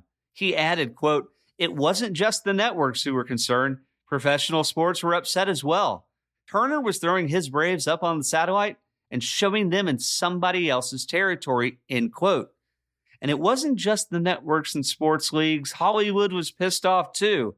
TV producers and studios complained that Ted was paying Atlanta prices to broadcast their programming across the entire country. I mean, think about it. Ted had taken on not one, but 4 industries that sold their programming market by market. And with one satellite beam and the press of a button, he sent it nationwide. Let's imagine you're in the incumbent's shoes in 1977 and 78. If we play things out to their logical conclusion, this should have been checkmate the establishment. How could it not? All you got to do is sue Ted Turner and Turner Broadcasting, right? And how could Ted possibly fight off this massive, better funded, better connected, 4-headed monster of opponents? Think about it. There was no way Ted Turner or even the cable industry could survive a massive legal onslaught from this kind of opposition. But those lawsuits never really arrived, and I've yet to find a great reason why. You see, everyone except Ted just assumed the establishment would crush him, and why wouldn't they? But as the 70s rolled on, something happened that made the networks tremble even more. The public really loved the Superstation. TBS gave viewers a real alternative, and they loved it. Sure, the Superstation originally built its success on programming created by others, but Ted did own 2 sports franchises, and it wasn't like he was holding their programming back. No, he aired almost every game, unlike the networks, right? Who were airing 1 or 2 games a week, normally on the weekends. Just like getting free music on Napster, once people got a taste of more choice than ever in terms of television, well, good luck putting that genie back in the bottle.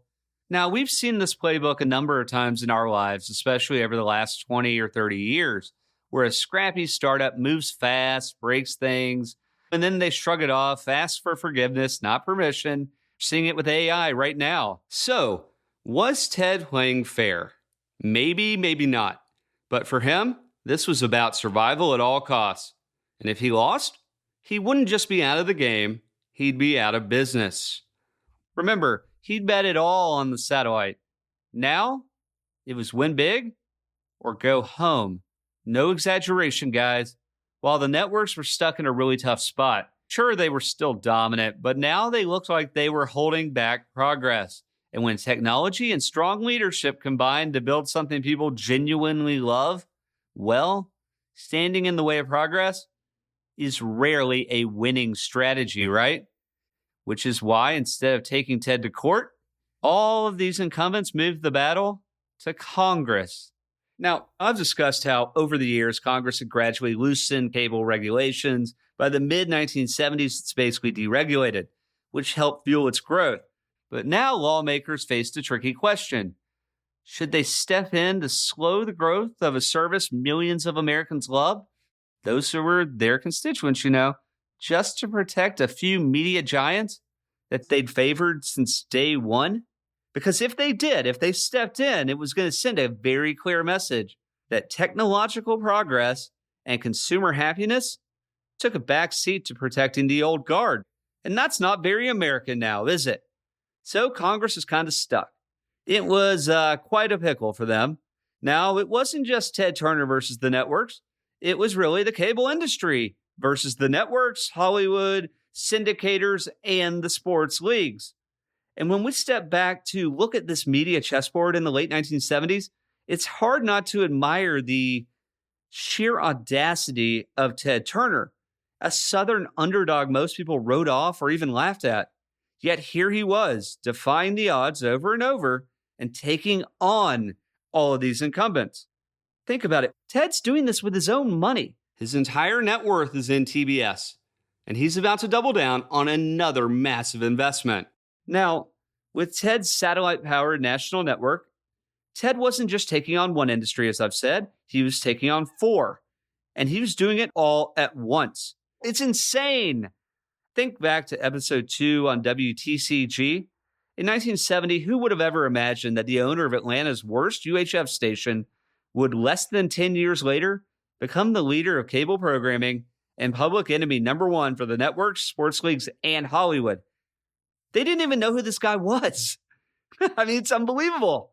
He took a technology and basically leapt over the competition. And the satellite made it all possible. As Don King would say, only in America, right? Isn't Ted Turner exactly the kind of risk-taking entrepreneur we're supposed to root for? For decades, Americans celebrated John Wayne types in the movies. But if you'd asked the incumbents in the late 70s, they would have said absolutely not. We hate this guy. They don't want to celebrate him because to them, Ted's cable dream was their nightmare. Sure, audiences wanted more shows, more sports, and more channels, more variety than ever before. But the status quo was changing so fast.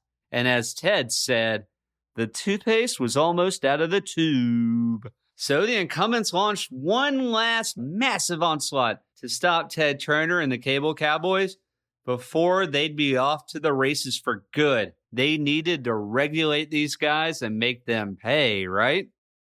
Meanwhile, Ted kept gloating that TBS was simply airing the shows he'd paid for, just like any other station, saying, quote, "Who had the devious and cunning mind who figured out how to disrupt the world? Me, me, me, me, me," end quote. You see, in Ted's mind, it's not his fault that his great idea of getting on the satellite was upsetting the establishment's way of things. I mean, he paid well over $1 million. It was $1 million to get on the satellite. He paid $750,000 just to build the Earth station. It's not like it's a slam dunk. He also then had to hope cable systems across the country built ground stations to pick up the signal. The networks or Hollywood could have done it too. They could have looked ahead and created their own cable networks too, but they didn't. The record labels, they could have said, hey, we see this Napster thing. We should create an all-you-can-eat streaming service like Spotify before Spotify, but they didn't. There's so many of these disruption cases where you look and you go, but you didn't do that. You know, you just bitched and complained. So are you going to be a winner? Are you going to do something about it? Or are you going to bitch and complain? Because if you're going to bitch and complain, you're not going to win. History's littered with disruptive acts where the incumbents just complained. They sat there and they complained. And while Ted loved being viewed as a pirate or a maverick, he was also pretty worried because Ted knew if the networks in Hollywood got their way on Capitol Hill, it wouldn't just hurt his business. It would very likely kill it. Remember, they want him to pay for every use across the country, not just in Atlanta. He's paying once. They want him to pay every time. Those were the stakes for Ted Turner's Superstation. This wasn't just a fight. It was win or die. Now, everything we've covered in this episode has been leading up to this climatic showdown where the networks, studios, and sports leagues would finally strike back against the rogue cable cowboys who played by their own rules. Led by a programming folk hero, he's kind of the face of cable at this point, Ted Turner. And where else could this battle unfold but in the hallowed halls of Congress?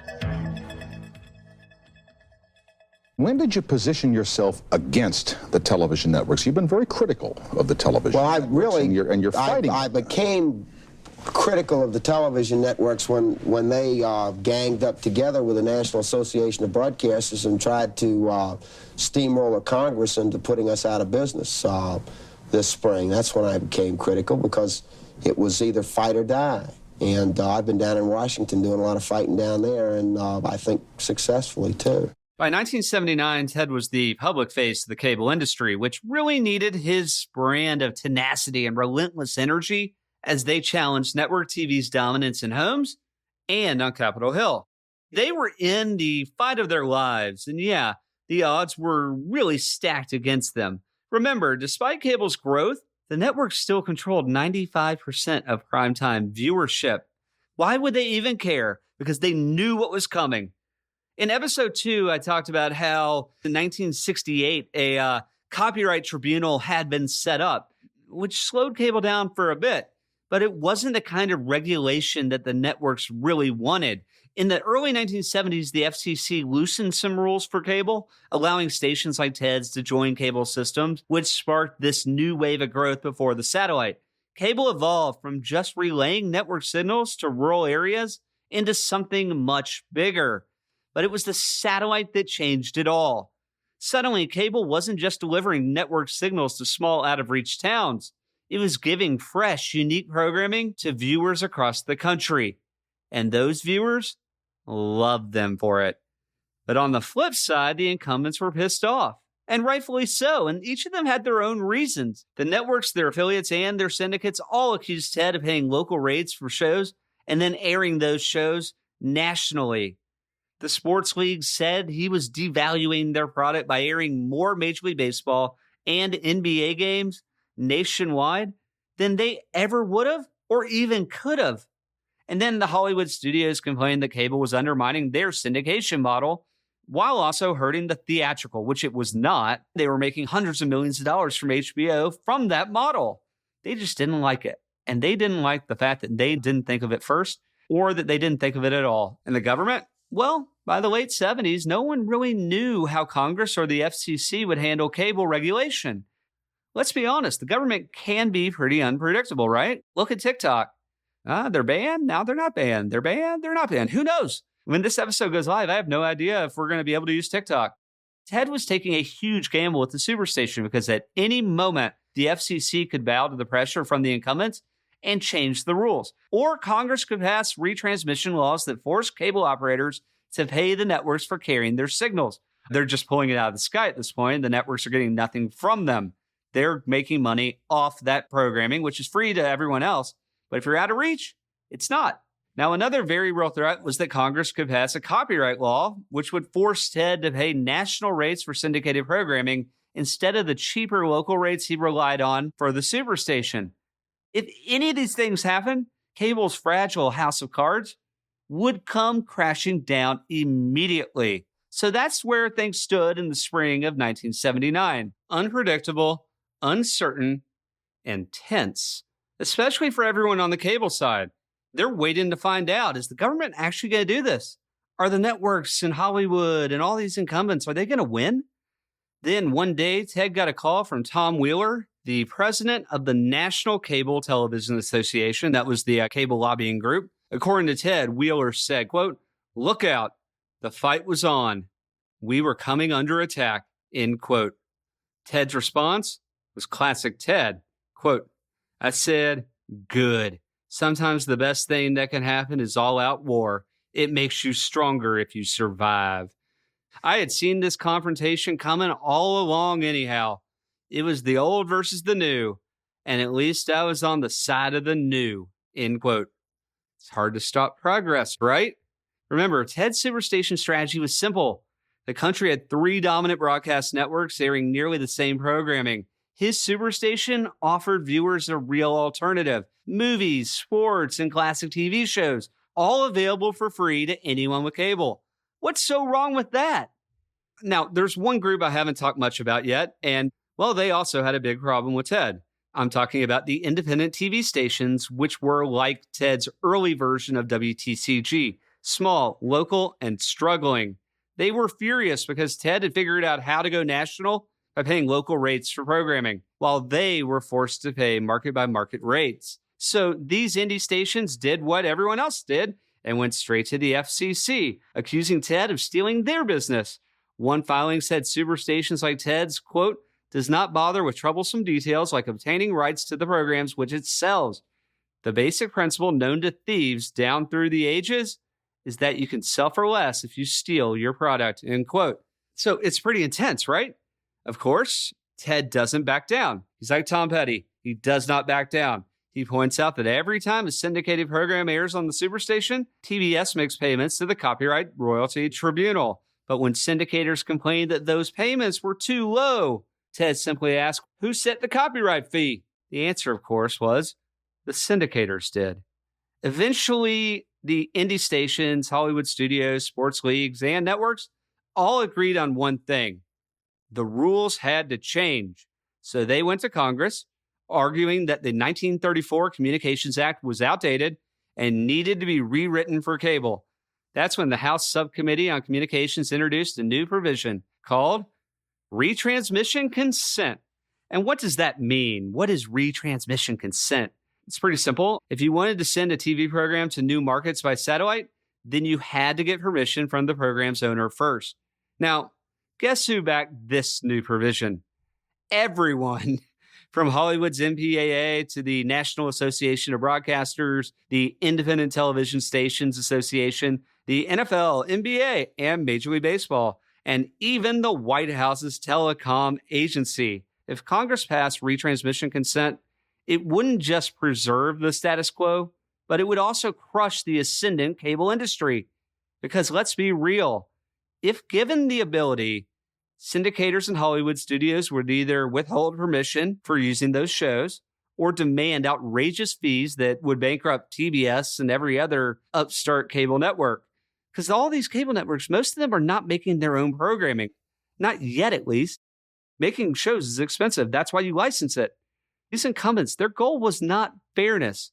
It was to stop cable in its tracks. Now, what amazes me about this entire situation isn't that the incumbents try to crush their competition. That's normal for dominant industries, right? What surprises me is that no one seemed to ask, what about the viewers? What do they like? What if we could make more money with cable than the existing 3-network system? Or was there a better long-term path for everyone? What if? No one asked what if anything. It was a failure of imagination, of epic proportions. But no, they saw Ted and cable as the enemy and wanted them gone. So the stage was set. The players were ready. And the stakes couldn't have been higher. And it was all going to unfold in the nation's biggest arena, Capitol Hill. Ted Turner, of course, was more than ready, saying, quote, I didn't mind going up there to fight. It looked like fun. I like meeting congressmen. I like meeting all kinds of people. Besides, I had been to Washington before, end quote. That's right. Ted was no stranger to Washington, D.C., nor was testifying to a House subcommittee foreign to him. You see, just 3 years before this epic battle I've been setting up, Ted went to D.C. at the request of the same House subcommittee to answer questions about the future of cable. This is before the satellite, mind you. Now, when Ted first spoke to Congress in the summer of '76, WTCG was still a regional cable station distributed by microwave towers across the South. It was still a pre-Superstation world. But even then, Ted stood out as the only guy in the room who didn't see cable as some Godzilla-like monster wanting to destroy American media. On Ted's initial trip to D.C. in '76, instead of bringing his gusto and bravado, Ted showed up ready to charm Congress as a regular, hard-working, all-shucks kind of guy. And they loved him. He started off by telling the House subcommittee, quote, I think you're going to hear from some gentlemen who were a little upset, quite frankly, about my appearing here, end quote. Then he added, quote, I wear so many hats that I'm not quite sure which one I'm wearing at the present time. But I'm one of those guys in the independent UHF television business, which 5 years ago when I went into it, was noted as the lunatic fringe of the broadcast industry. And as far as exorbitant profits are concerned, we, believe it or not, are making a profit in independent UHF television, which surprised even me, because in the beginning, we were losing millions literally. But luckily, we turned it around just before we ran out of some very carefully harvested money that I had made in the outdoor advertising business, end quote. Then Ted explained how he got into TV, quote, because I believe there should be more voices heard than the network voices out of New York, end quote. An amused congressman from California, Lionel Van Deerlin, then asked Ted the million-dollar question he had waited for. Quote, Mr. Turner, given the evidence that you have cited in your experience, what do you think accounts for the continuing opposition of your fellow broadcasters to cable development, end quote. Ted did not hesitate. Quote, well, in all fairness, broadcasters do lead a relatively sheltered life from competition, unfortunately, because the less competition you have, the more you can charge, the more you can make, end quote. Ted went on, quote, if I cannot do a good enough job to attract the viewers to my station in the free and open marketplace, then I don't deserve those viewers. I don't think that I should, by government regulation, be protected. Very few broadcasters would be that open and honest. but most of them worked for big companies, and if they said something like that, they would get fired, end quote. Ted's mix of rational practicality and raw competitive spirit really spoke to Congress. He wasn't scared of getting fired because he ran the company. He owns the company. He wasn't pushing cable just to benefit himself, but instead frames it as something he's doing for America, for the good of the viewer. More choice, more competition, more variety of programming. And when a congressman asked him about his Superstation idea, remember it's 1976, Ted didn't hold back, quote, "Well, I'd love to become a Superstation. I would love desperately to create a fourth network for cable television, producing our own programs, not just running I Love Lucy and Gilligan's Island for the 57th time, and I intend to go that way, if we are allowed to," end quote. Bold. Audacious? Absolutely. Then Ted really went for it, and this is in 1976. He's charming them. Quote, "You have to remember that there are 3 super networks who only own 4 or 5 stations apiece that are controlling the way. They're raking off exorbitant profits, and most of these local stations that everybody is crying about are just carrying those network programs that originated out of New York. They have an absolute virtual stranglehold on what Americans see and think. And I think a lot of times they don't operate in the public good, showing overemphasis on murders and violence and so forth. So if we do become super, it will be another voice. Perhaps it might be a little more representative of what we think the average American would like to see. A little less blood and gore on television, and more sports and old movies and that sort of thing. That we might encourage children not to go out and buy a gun and start blasting people like in Taxi Driver, end quote. Now, remember, the testimony I just highlighted is all in 1976. So it comes before Ted's WTCG actually became a Superstation on satellite. Back then, Ted Turner was more of a national curiosity than an actual threat to each of the aforementioned incumbents. Sure, folks in the South knew him, but he wasn't the household name he would eventually become. Now, when you add a satellite with millions of new cable viewers from Alaska to Iowa, what would Ted then be? Perhaps an America's Cup champion, Sports Illustrated cover boy, Atlanta Braves and Atlanta Hawks owner, or just a bona fide cable mogul. Now, when Ted testified before Congress in 76, he was a breath of fresh air compared to the stiff, stuffy network executives who only showed up in D.C. when they needed something from Congress. While the networks were busy stacking the deck in their favor, Ted embraced the chaos of cable. Fast forward 3 years to 1979, and literally everything had changed.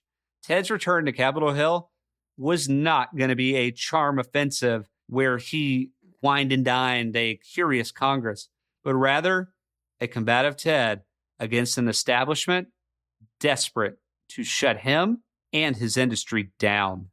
Still, because his earlier testimony had gone so well, Ted wasn't too concerned about his upcoming testimony in 1979. He thought Congress and him were on the same page and that there'd be nothing to worry about. But as he entered the House subcommittee hearing room, Ted Turner immediately noticed the courtroom-style setup, with congressmen sitting high above, projecting authority while they fired questions at witnesses below, and knew things had changed.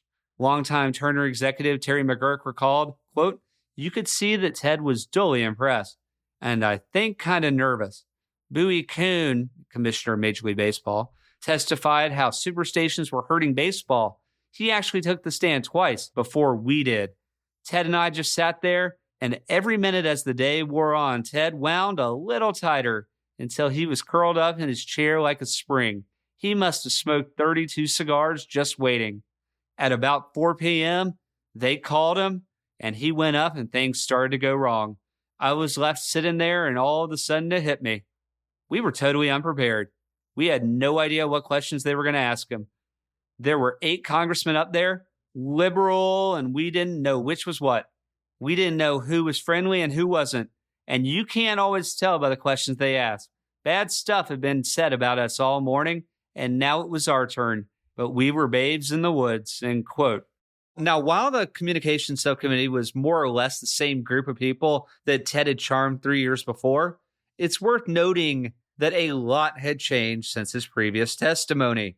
Not only was Ted's satellite dream now a reality, but he was also a high-profile owner of both the Atlanta Braves and the Hawks, an America's Cup winner, all while being the face of cable. Cable wasn't just an afterthought. Now, it was the next big thing. So yeah, Ted was a much better known commodity this time around. But this time, the incumbents weren't going to just sit back and wait. So they launched an all-out lobbying push to Congress to stop the cable cowboys from disrupting their industries, feeling they needed help to slow or even stop cable's future from ever arriving. Their plan was to get retransmission consent legislation passed to slow or even stop cable's growth. While Ted sat all day in the hearing room waiting for his turn to testify, he listened to establishment figures from the networks, Hollywood, and even his longtime foe, Major League Baseball Commissioner Bowie Kuhn, blast cable and his Superstation, which by proxy was blasting him.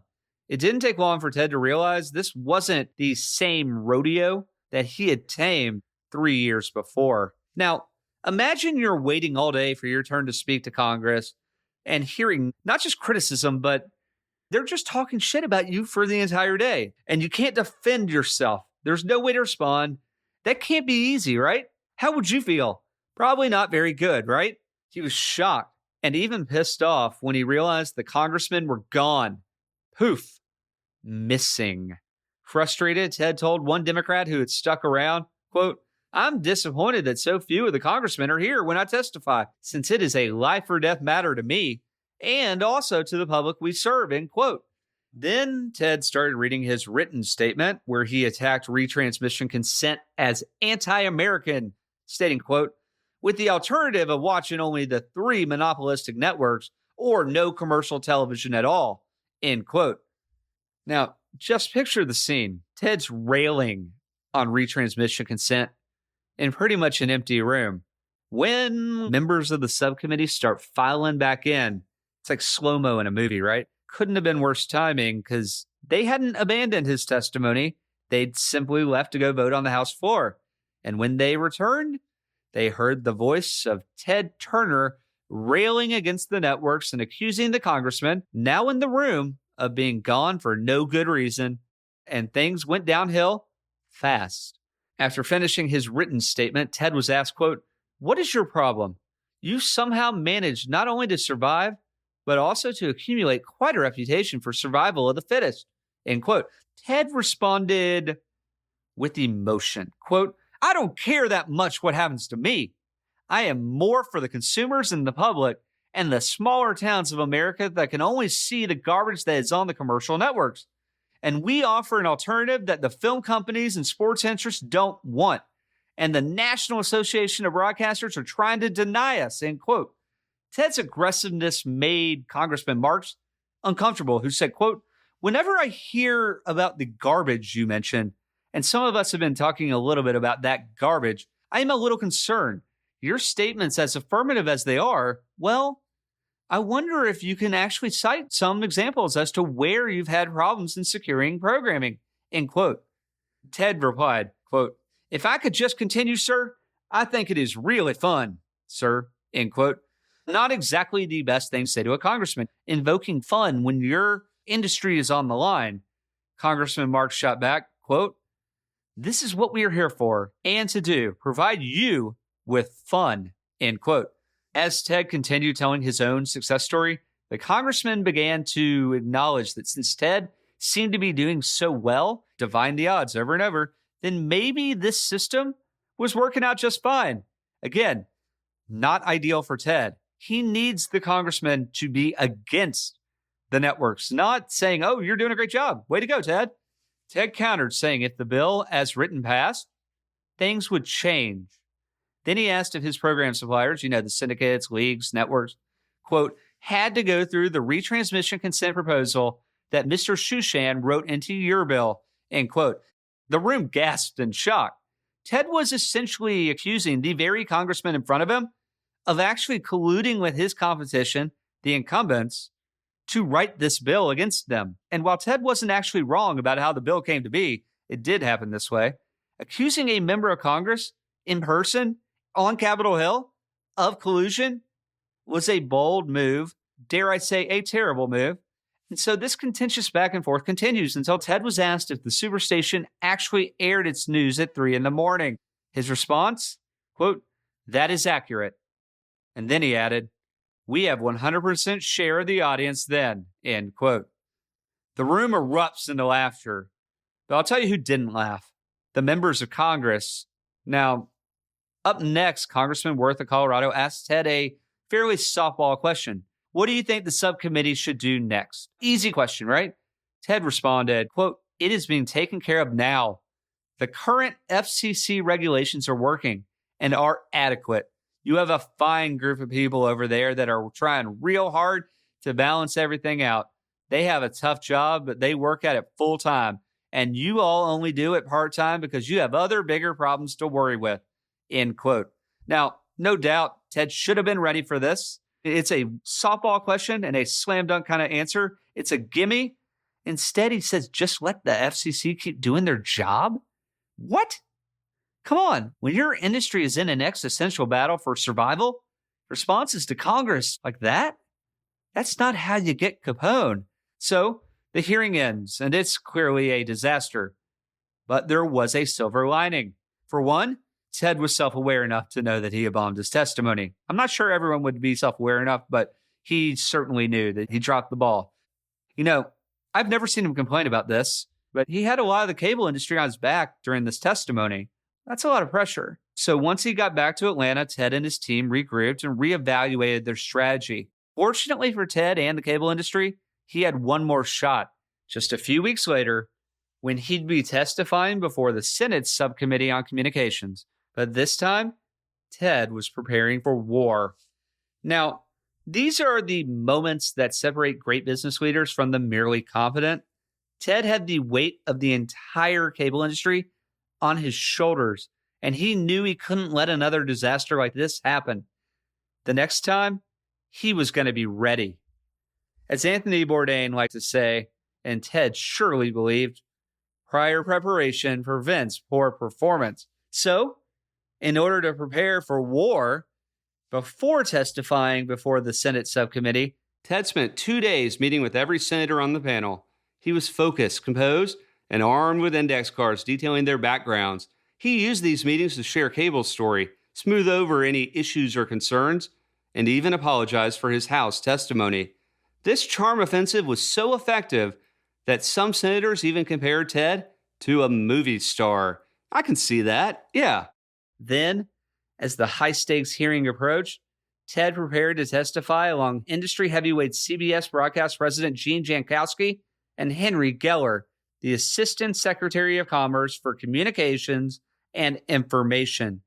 It was a panel sure to draw major media attention. So the stage was set, and this time, Ted Turner was ready to take on the establishment in a role he loved the most, the underdog.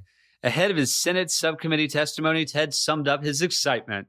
Quote, "When you're doing as many things simultaneously as I am, you just sort of crash along at full speed until you hit some obstacle. A lot of times you make a mistake and everybody says, 'Oh, he's out of it now.'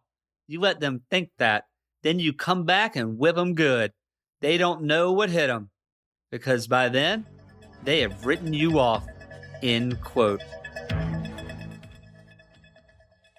Now, on the day of Ted's Senate testimony, things were much different than before. And it wasn't just vibes. This time, Ted came fully prepared, knowing the future cable very well might depend on what happened in the room that day. Unlike his disastrous House testimony, where he spoke at the end of the day, this time Ted was second on the agenda. And he had a few tricks up his sleeve. I can't wait to tell you these. They're awesome. For example, when Ted walked up to the witness table, there's 3 chairs and 2 microphones. So, without hesitation, Ted took the far right seat, grabbed the closest microphone, and put it right in front of him, as if it was his own, leaving the other 2 panelists to share the other microphone. That's a little awkward, right? But it's smart. Now, you're probably wondering, why does Congress not have 3 microphones? And that's a question I cannot answer. But this seems like a small move. But in a high-stakes setting like this, even the smallest details mattered. And yes, Ted had rehearsed for this exact moment. Terry McGurk explained, quote, "You don't sit in the middle because then the people on each side talk right through you. And also because of the way the questions and answers tend to run, the witnesses at each end are either first or they get the rebuttal position," end quote. It's pretty interesting, right? In a game like this, you play every possible angle to win. You have to win. This is life or death for Ted. So to Ted's far left was Henry Geller, the architect behind the idea of retransmission consent. Geller argued that Ted and cable had an unfair advantage by paying only minimal copyright fees for non-network programming. He insisted that to keep the, quote, marketplace fair, cable companies should negotiate directly with content owners, calling retransmission consent simply another word for marketplace. In the middle of the table was Gene Jankowski, the president of CBS Broadcast Group. He's essentially the representative from the networks. Jankowski painted a picture of broadcast TV as an American success story, saying, quote, "What began with a crystal set has evolved in a short time into a system in which virtually everyone in the country has a wide choice of varied entertainment," end quote. Said it pretty clearly, right? But then Jankowski quickly pivoted to CBS's real concern. Cable networks like Ted's were profiting from content they didn't pay full prices for. He argued it was fundamental unfairness that broadcasters like CBS had to pay huge rights fees for TV shows, while, quote, cable interests used the same program material by paying a token statutory fee, end quote. So basically what he's saying is, well, the networks have to pay a ton for their programming, and cable gets to run all the reruns for a lot cheaper. But that's just the way the cookie crumbled, I guess. Now, as expected, both Geller and Jankowski opened with the exact arguments Ted and his team had prepared for. And right on cue, Ted struck hard with what would be his theme of the day, asking, quote, "Who do you feel sorry for, the networks or the viewers?" End quote. Before anyone could respond, Ted followed up by quoting a news story saying that CBS, ABC, and NBC had earned $560 million in pre-tax profits that year alone. Then, with a sly grin, Ted added, quote, "It's hard to feel sorry for the big organizations. Does this sound like an industry that is having trouble in the marketplace? Are these the defenseless entities that need your intervention to protect them from competition?" End quote. Now, Ted is a guy who has competed his entire life. The idea that the networks need Congress to protect them from cable is like completely bewildering to Ted. I mean, he understands it, but he wants to use that understanding against them. Ted wasn't done, though. Next, he pointed out that the movie industry had just set a record with $2.6 billion in box office receipts that year, while profits for the 8 biggest production companies jumped 50% in a single year, hitting $658 million. And yet, he's the one that they need to stop. So the question you're probably asking yourself right now is, who exactly needed protection here? Ted kept going, saying, quote, "What alarms me most is that when a small businessman comes in, works hard, plays by Mr. Ferris's rules," that's the FCC's head, "and has a few successes, the first thing these huge organizations do is try to use their power and influence to change the name of the game," end quote. Here's a clip from Ted's testimony, and as you can tell, he's pretty riled up. His adversaries petitioned the Senate for a new communications act that would stop this. And Turner waded into the 3 major networks in front of a Senate committee. Who in this room is a regular viewer of the Dukes of Hazzard? That's one of the highest rated shows in the country. One. Okay, good. You probably with CBS, aren't you? There you go. The only person that raised his hand there was the president of Warner Brothers that makes that crummy program. How about Dallas? Who's a regular viewer of Dallas in here? The station manager of one of the affiliated stations in Atlanta, Georgia, my hometown, told me privately that his own children were forbidden to watch his station. The networks will say that if people don't like the shows, they can just turn them off. What a joke. Children are impressionable and can't make that decision. Television is habit forming and has created millions upon millions of addicts to these terrible programs. We didn't expect the German people to unelect Hitler. He had to be destroyed by outside action. Only our government can save us from this perverse and damaging plague.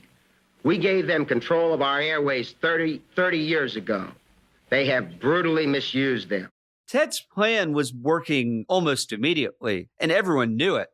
Senator Fritz Hollings stepped in, summing up the complaints against Ted with a sharp jab saying, quote, Ted Turner is not only a good sailor, he is a good burglar. He is good at robbing the airwaves, and he gets a free load. What is your answer to that? End quote. It was one of the big questions Ted had actually prepared for, so he fires back, quote, the big American companies can't understand the satellite. They can't figure it out any more than Mr. Geller. You know, Mr. Jankowski can figure it out because he wants to stop us, end quote. This drew laughter from everyone in attendance and even grins from the senators because they knew Ted had a point. Ted continued, quote, what Mr. Jankowski's buddies were afraid of was that the network's television sports packages and the ratings for Saturday's game of the week would be devalued if viewers could watch a variety of games and not just those shown by the networks, end quote. As Ted would say, damn strong. Now, Jankowski's main argument was to object, saying that if the networks paid millions of dollars for sports broadcast rights, cable shouldn't get to air the same games without paying, which legally speaking was a perfectly fine argument. But as the hearing went on, the questions became more technical and complicated as they went over the satellite's impact, programming rights, and yes, what viewers actually wanted. Now, I think it's pretty clear that legally speaking, the incumbents had a pretty strong case, especially when CBS's Gene Jankowski said that cable should have to negotiate for the programs they aired. And when Henry Geller argued the government shouldn't create loopholes for cable TV, which might hurt profit earning of TV and movie rights owners, that made sense, right? Legally, it made a lot of sense. They weren't wrong, but sometimes laws can become susceptible to charismatic individuals with bold new ideas. It's happened before, and it will happen again. We are only human, right? That day, Ted's strategy was simple. Charm the senators by playing the role of the underdog, a role he loved. Remind them that he wasn't some media tycoon from New York City. No, he was just a regular guy from the South trying to make a living in cable. And as he saw it, the system was rigged. You see, Congress was used to hearing from the networks in Hollywood all the time, but only when it was bad stuff that was happening to them. They rarely heard from scrappy builders and bold entrepreneurs like Ted Turner. Then came a moment that shifted things even more in Ted's favor, when Henry Geller mentioned that the networks reached 98% of American households, causing Senator Barry Goldwater to sit up, raise his eyebrow, and ask, how big? Geller then admitted that the networks were dominant, but said, quote, dominance that goes into the American living room should be broken, although probably over a long period of time, end quote. Wait, what? Henry Geller, the architect of retransmission consent, admitted in Congress in this gigantic hearing that the networks were so dominant, they should probably be broken up eventually. That's pretty crazy, right? But it happened. And when I read the transcript from that day's testimony, it's one of those holy shit moments. They don't happen that often. I had the same reaction you probably did. Whoa, why would you say that? Here is the architect of retransmission consent. And he's saying, yeah, you're right. They are that big. They are that dominant. 98%. A now very uncomfortable CBS president, Gene Jankowski, stated, quote, I think what troubles me, Senator, is that it implies that there's something improper about what's being broadcast on the networks, end quote, which caused Ted to, of course, fire back. He's not a fan of the programming on any of the networks. Quote, I could spend the rest of the day commenting on it. CBS, NBC, and ABC have a complete lock on what happens in this industry. I mean, look at these guys.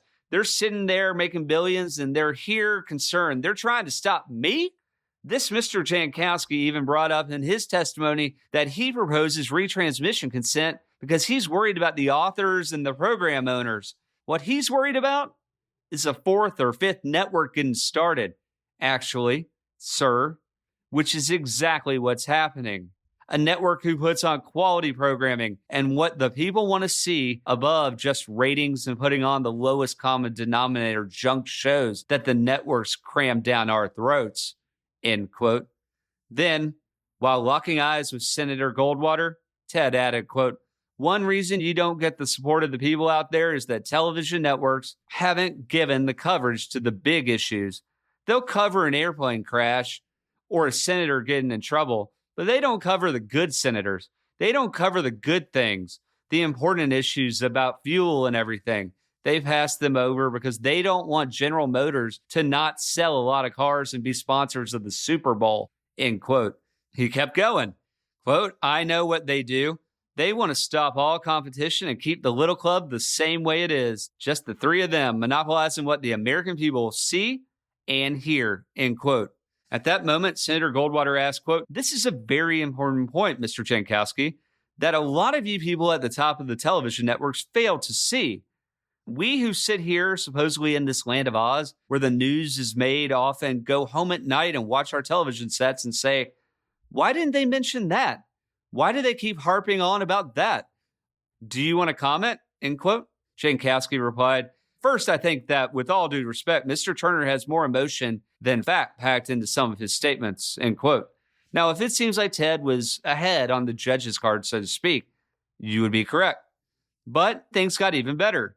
You see, Gene Jankowski kept talking, and Ted, sensing victory, decided to pull out a long cigar, strike a match, and light it, sending smoke all through the Senate chamber.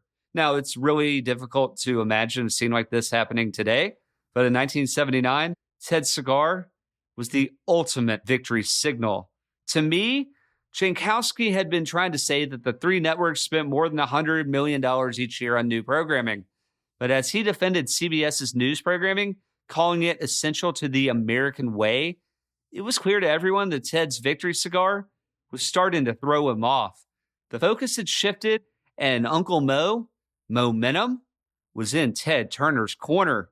Jankowski added, quote, and I think that the fact that our country is as strong as it is proof of the fact that the system has operated so successfully for 50 years and is still the best way to go, end quote. I mean, sure, let's keep everything the same way it is for 50 years, no competition. And if you're running CBS, NBC, or ABC, that is totally fair to say.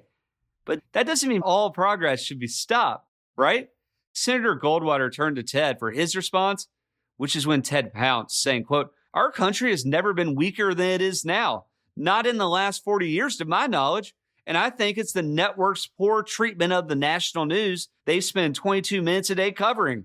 I've already announced I'm starting a 24-hour-a-day satellite-fed cable news network, and we're going to give you gentlemen an opportunity to really air your views up here and spend hours discussing with the American people what's going on so the people will be informed.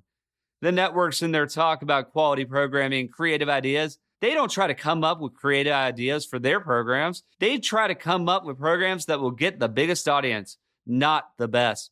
There's not hardly any consideration of quality anywhere in there. If it's crummy, which so much of it is, that's all the better for them. Their creative ideas are not to put on something fine like The World at War. It's mostly cops and robbers blowing each other up and girls jiggling around, the teenage programs, soap operas, and that sort of thing. That's what they're spending their $100 million on, and they don't dare run hardly anything good because the other network would be number one that night, end quote. Now, that is a loaded statement. Now, this is the point when Jankowski, who is covered in Ted's cigar smoke, probably realized there was no point trying to counter Ted's attack on the network's programming. And as the hearings continued, it was clear that Ted had shifted all of the momentum to his side. And to be fair, it's important to remind you all that communications laws are not decided in one hearing. But one hearing did have the ability to change everything. And for CBS's Gene Jankowski, who was speaking on behalf of network television, this was exactly that. A no-win situation, thanks entirely to Ted Turner's bold, brilliant strategy. Senator Larry Pressler summed up the subcommittee's dilemma, quote, it is difficult to piece this together. If we have retransmission consent, then as I understand it, that would make the local broadcasters stronger, theoretically, because you wouldn't have cable coming in, and theoretically forcing them out or hurting their programs. And if we don't have retransmission consent, it would strengthen cable, which brings in national programs and sports, but which can't do local reporting. That's my one stumbling block with your thesis, Mr. Turner. How do you get around that? End quote. And without missing a beat, Ted jumps in, citing an FCC economic study that showed that cable hadn't caused any significant harm to broadcasters anywhere. Wow. Remember, prior preparation prevents poor performance. Then Senator Pressler turned to CBS's Gene Jankowski and asked if he agreed with the FCC's findings. Well, Jankowski dodged the question, saying, quote, in terms of the network, I think I ought to emphasize that we don't feel the impact of cable. The reason why we're in a position of wanting a retransmission right has to do with the local station and the supplier of the program, end quote. Senator Pressler pressed Jankowski harder, asking, quote, do you support retransmission consent? Jankowski said, I do. Pressler, so it doesn't make any difference to you. Jankowski, not as a network, it does not. Pressler, so you're supporting it on general principle. Jankowski, on general principle. Pressler, are you familiar with the FCC study that found no economic impact? Jankowski, no, I'm not. My God, it's like the Code Red scene at the end of A Few Good Men. Did you order the Code Red? Did you order the Code Red? I did the job. Did you order the Code Red? You're goddamn right I did! Turner executive Terry McGurk described the moment, quote, when Jankowski said that, a murmur swept through the room.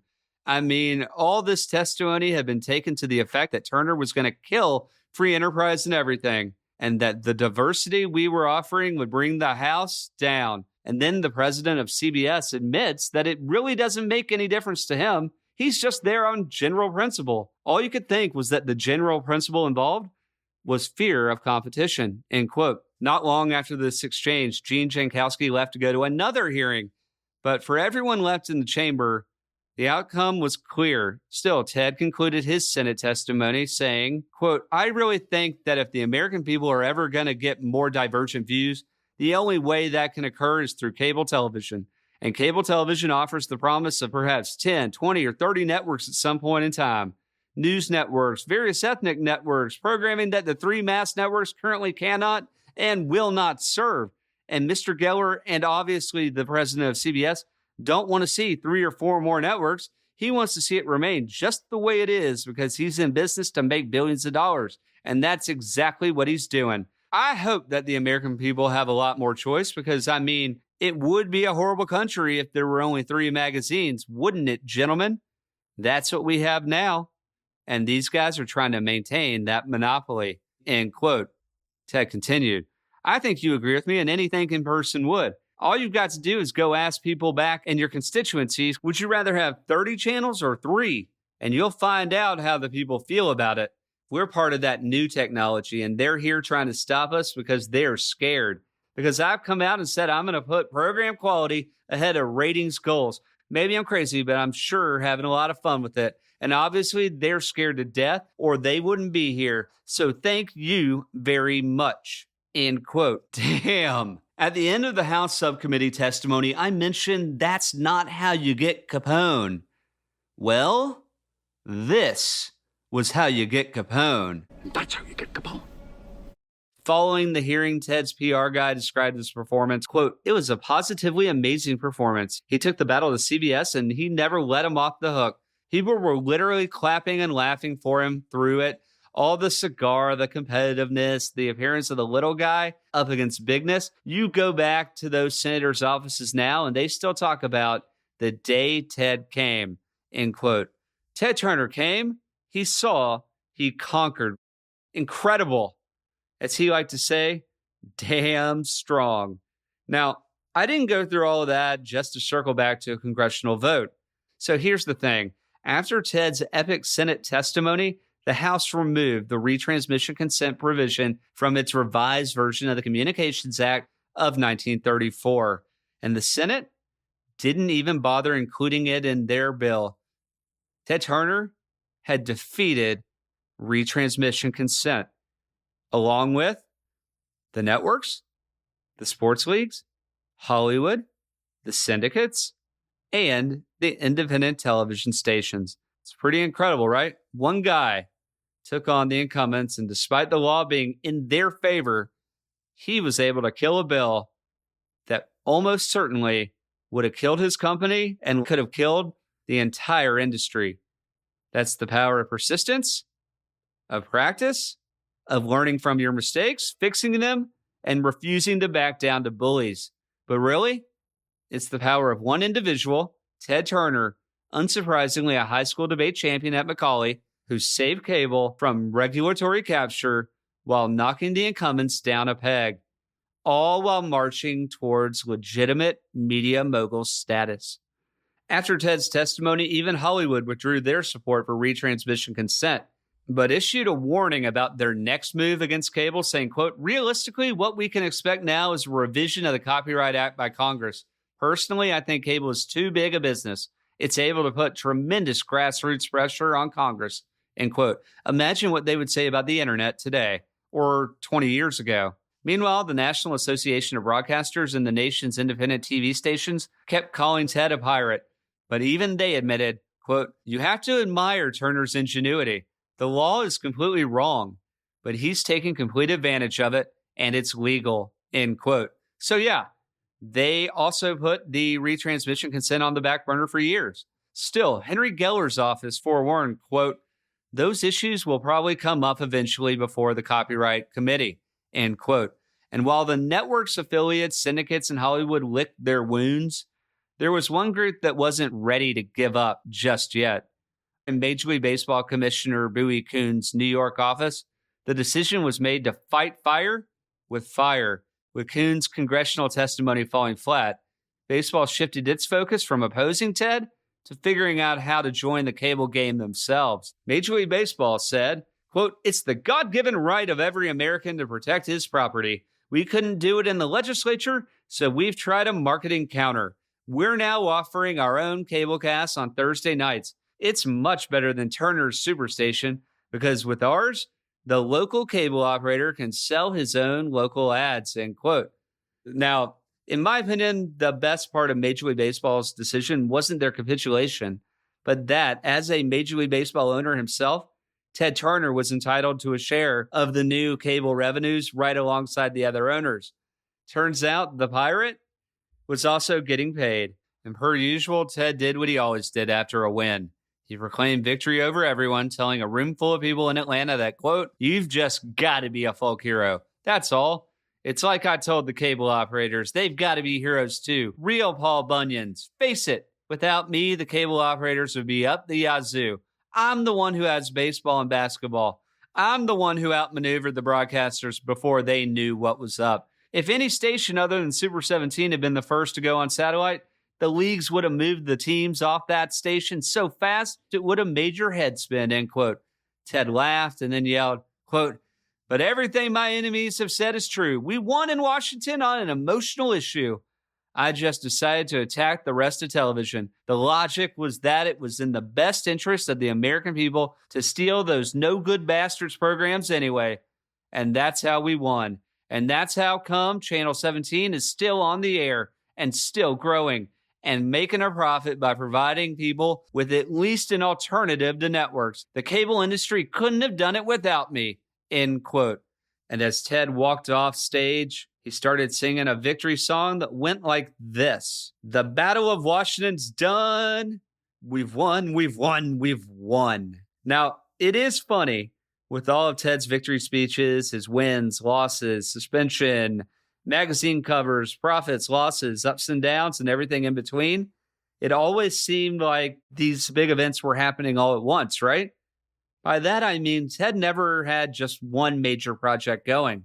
He always had 2 or 3 enormous, gigantic, impossible dreams happening at the same time. I really don't know how he did it. I just don't.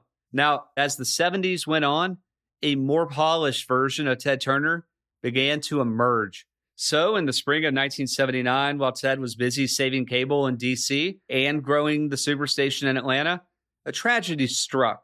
Atlanta Braves general manager Bill Lucas, who was the first black GM in baseball, suddenly collapsed. A few days later, on May 5th, 1979, he was pronounced dead at the age of 43.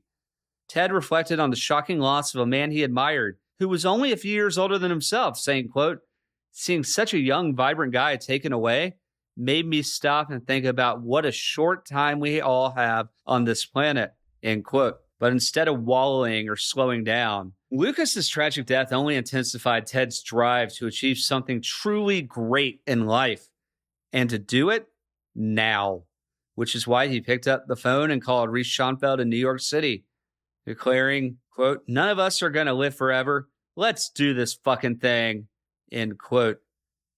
That effing thing was the cable news network, CNN. On the next episode of Media Moguls, I'll dive into the rapid-paced creation of something that had never existed before, a 24-hour-a-day, 7 days a week news network. We'll discuss the players, the hurdles, and how Ted Turner, Reese Schonfeld, and company were able to change the world in just 11 months. On the next episode, Ted's cable news network takes flight. I'm Webb Barr, and this is Media Moguls, the Ted Turner Saga.